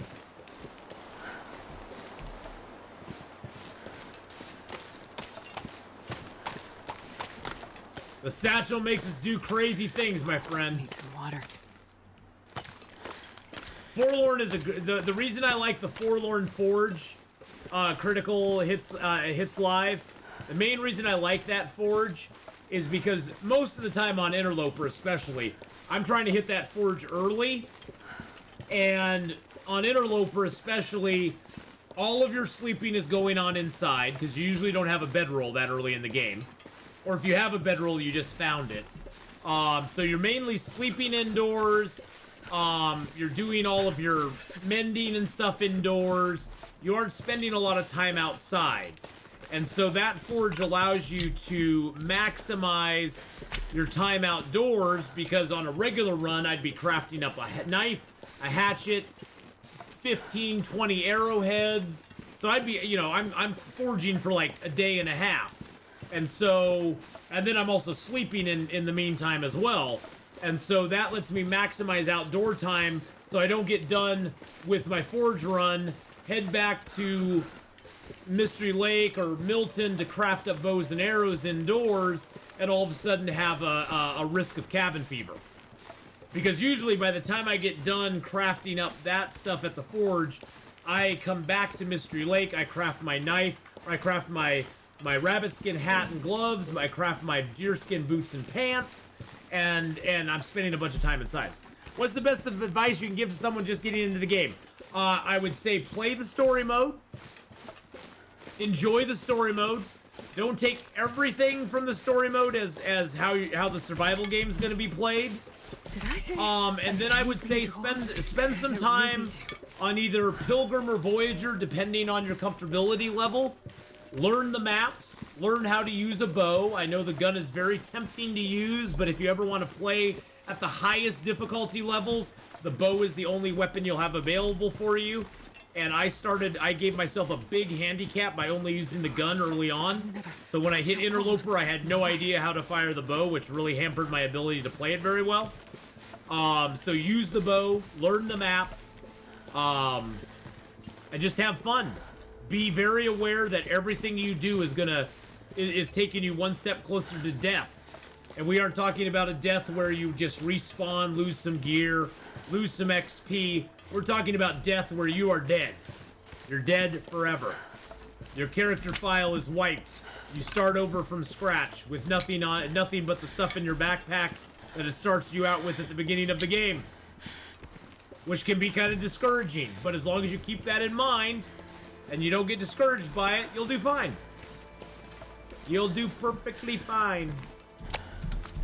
But yeah, learn the maps and the bow. Use the gun to stay alive early in the game. I would say if you're prepping and if you're playing Stalker and you're like, I want to move up to playing Interloper, I would practice doing forge runs in Stalker. Practice going to the forge in Forlorn Muskeg. Practice going to the forge in Desolation Point. There is a forge in Broken Railroad, but I don't even really count that forge because it was mainly there for story mode and they just kind of left it for every other mode of gameplay. They kind of left it because they're like, oh, well, it's already there. We won't take it out. I don't really count that as a forge because I don't ever really forge there because there's no need to. But take practice runs at the forge. Take, and make them real practice runs. Load yourself up with 4 to 8 coal. Load yourself up with 4 to 8 pieces of metal. See how much that gets you when you get to the forge. Give those forge runs a couple of tries. Take the heavy hammer there. Get yourself kind of in the get used to doing it, because that's what you're going to have to do if you're intending to play on Interloper or even a custom Interloper type, like the No One Gets Out Alive or anything, something like that. Because there are difficulty levels even harder than Interloper. There's difficulty levels where there's custom difficulty levels where you can set it so you get back no health at all. Practice picking the cattails, picking the rose hips, picking the mushrooms. They don't seem very important on Stalker, Pilgrim, or Voyager, but believe me, when you get to Interloper, you'll thank me. You'll be like, thank God I picked all that stuff early in the game, because now I'm used to it, and it saved my butt when I played Interloper. Because really, in Interloper, getting to Cooking 5 is not a... Getting to Cooking 5 is not a luxury, it's a necessity. And pick up all your sticks, too. Yes, pick up all your sticks. So lots of advice, but the first advice is learn the maps. get comfortable with the game. Play some of the challenges. Some of the challenges are really good. Some of the challenges, I know the Nomad one seems a little boring, but the Nomad one gives you a good sort of grasp of some of the zones and how to move around them.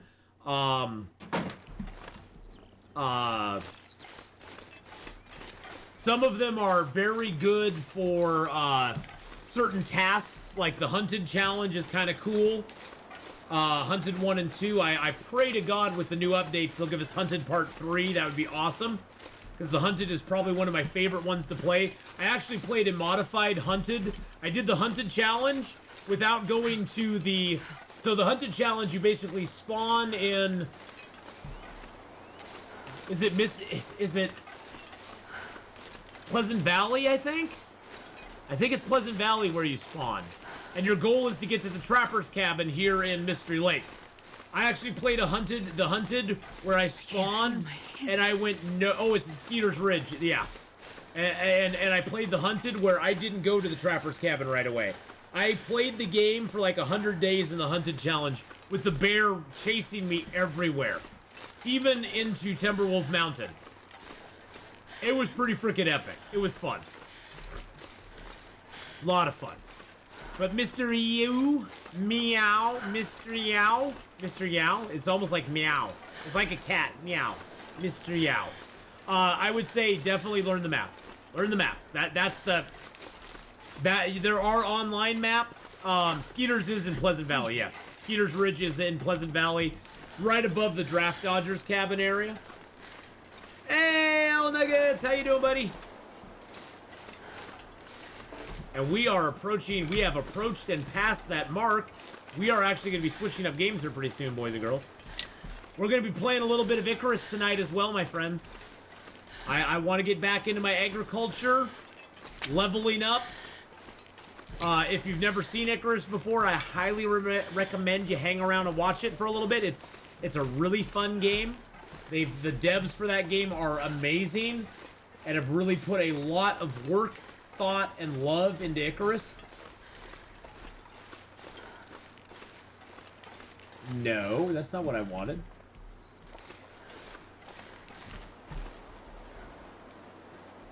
Now, Icarus is a little more expensive than, you know, a regular game. Well, I say that. It's $34.99.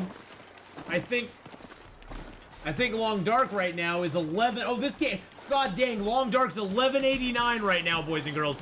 If you don't own this game and you don't pick it up right now at 66% off, you are missing out. You are missing out, my friends. I didn't even realize it was on sale right now. My bad. Long Dark is on sale for $11.89. It is usually $34.99, and it is worth every penny of that. It is worth every penny of that, but it is on sale. $11.89 right now. 66% off, whatever that converts to in your country. But $11.89 US right now. And it's free on PS4. Holy crap. That is awesome. That is freaking amazing. Go pick it up. But Icarus is a lot of fun. Icarus is an amazing game. I played it a year ago when they first, they had what they called beta test weekends. Like every other weekend was a beta test weekend. And I played the heck out of it during the beta test weekends and was so much fun. And then on December 3rd of last year, it officially launched the game. I played the heck out of it. And then I laid off of it for about 6 months or so. And now I've gotten back into it again. And it's wholly different. They've added so much stuff. They actually have 2 planets you can now land on. With 2 different, completely different worlds and 2 completely different biomes, different biomes and stuff that you can play with. So quite the project they put together there.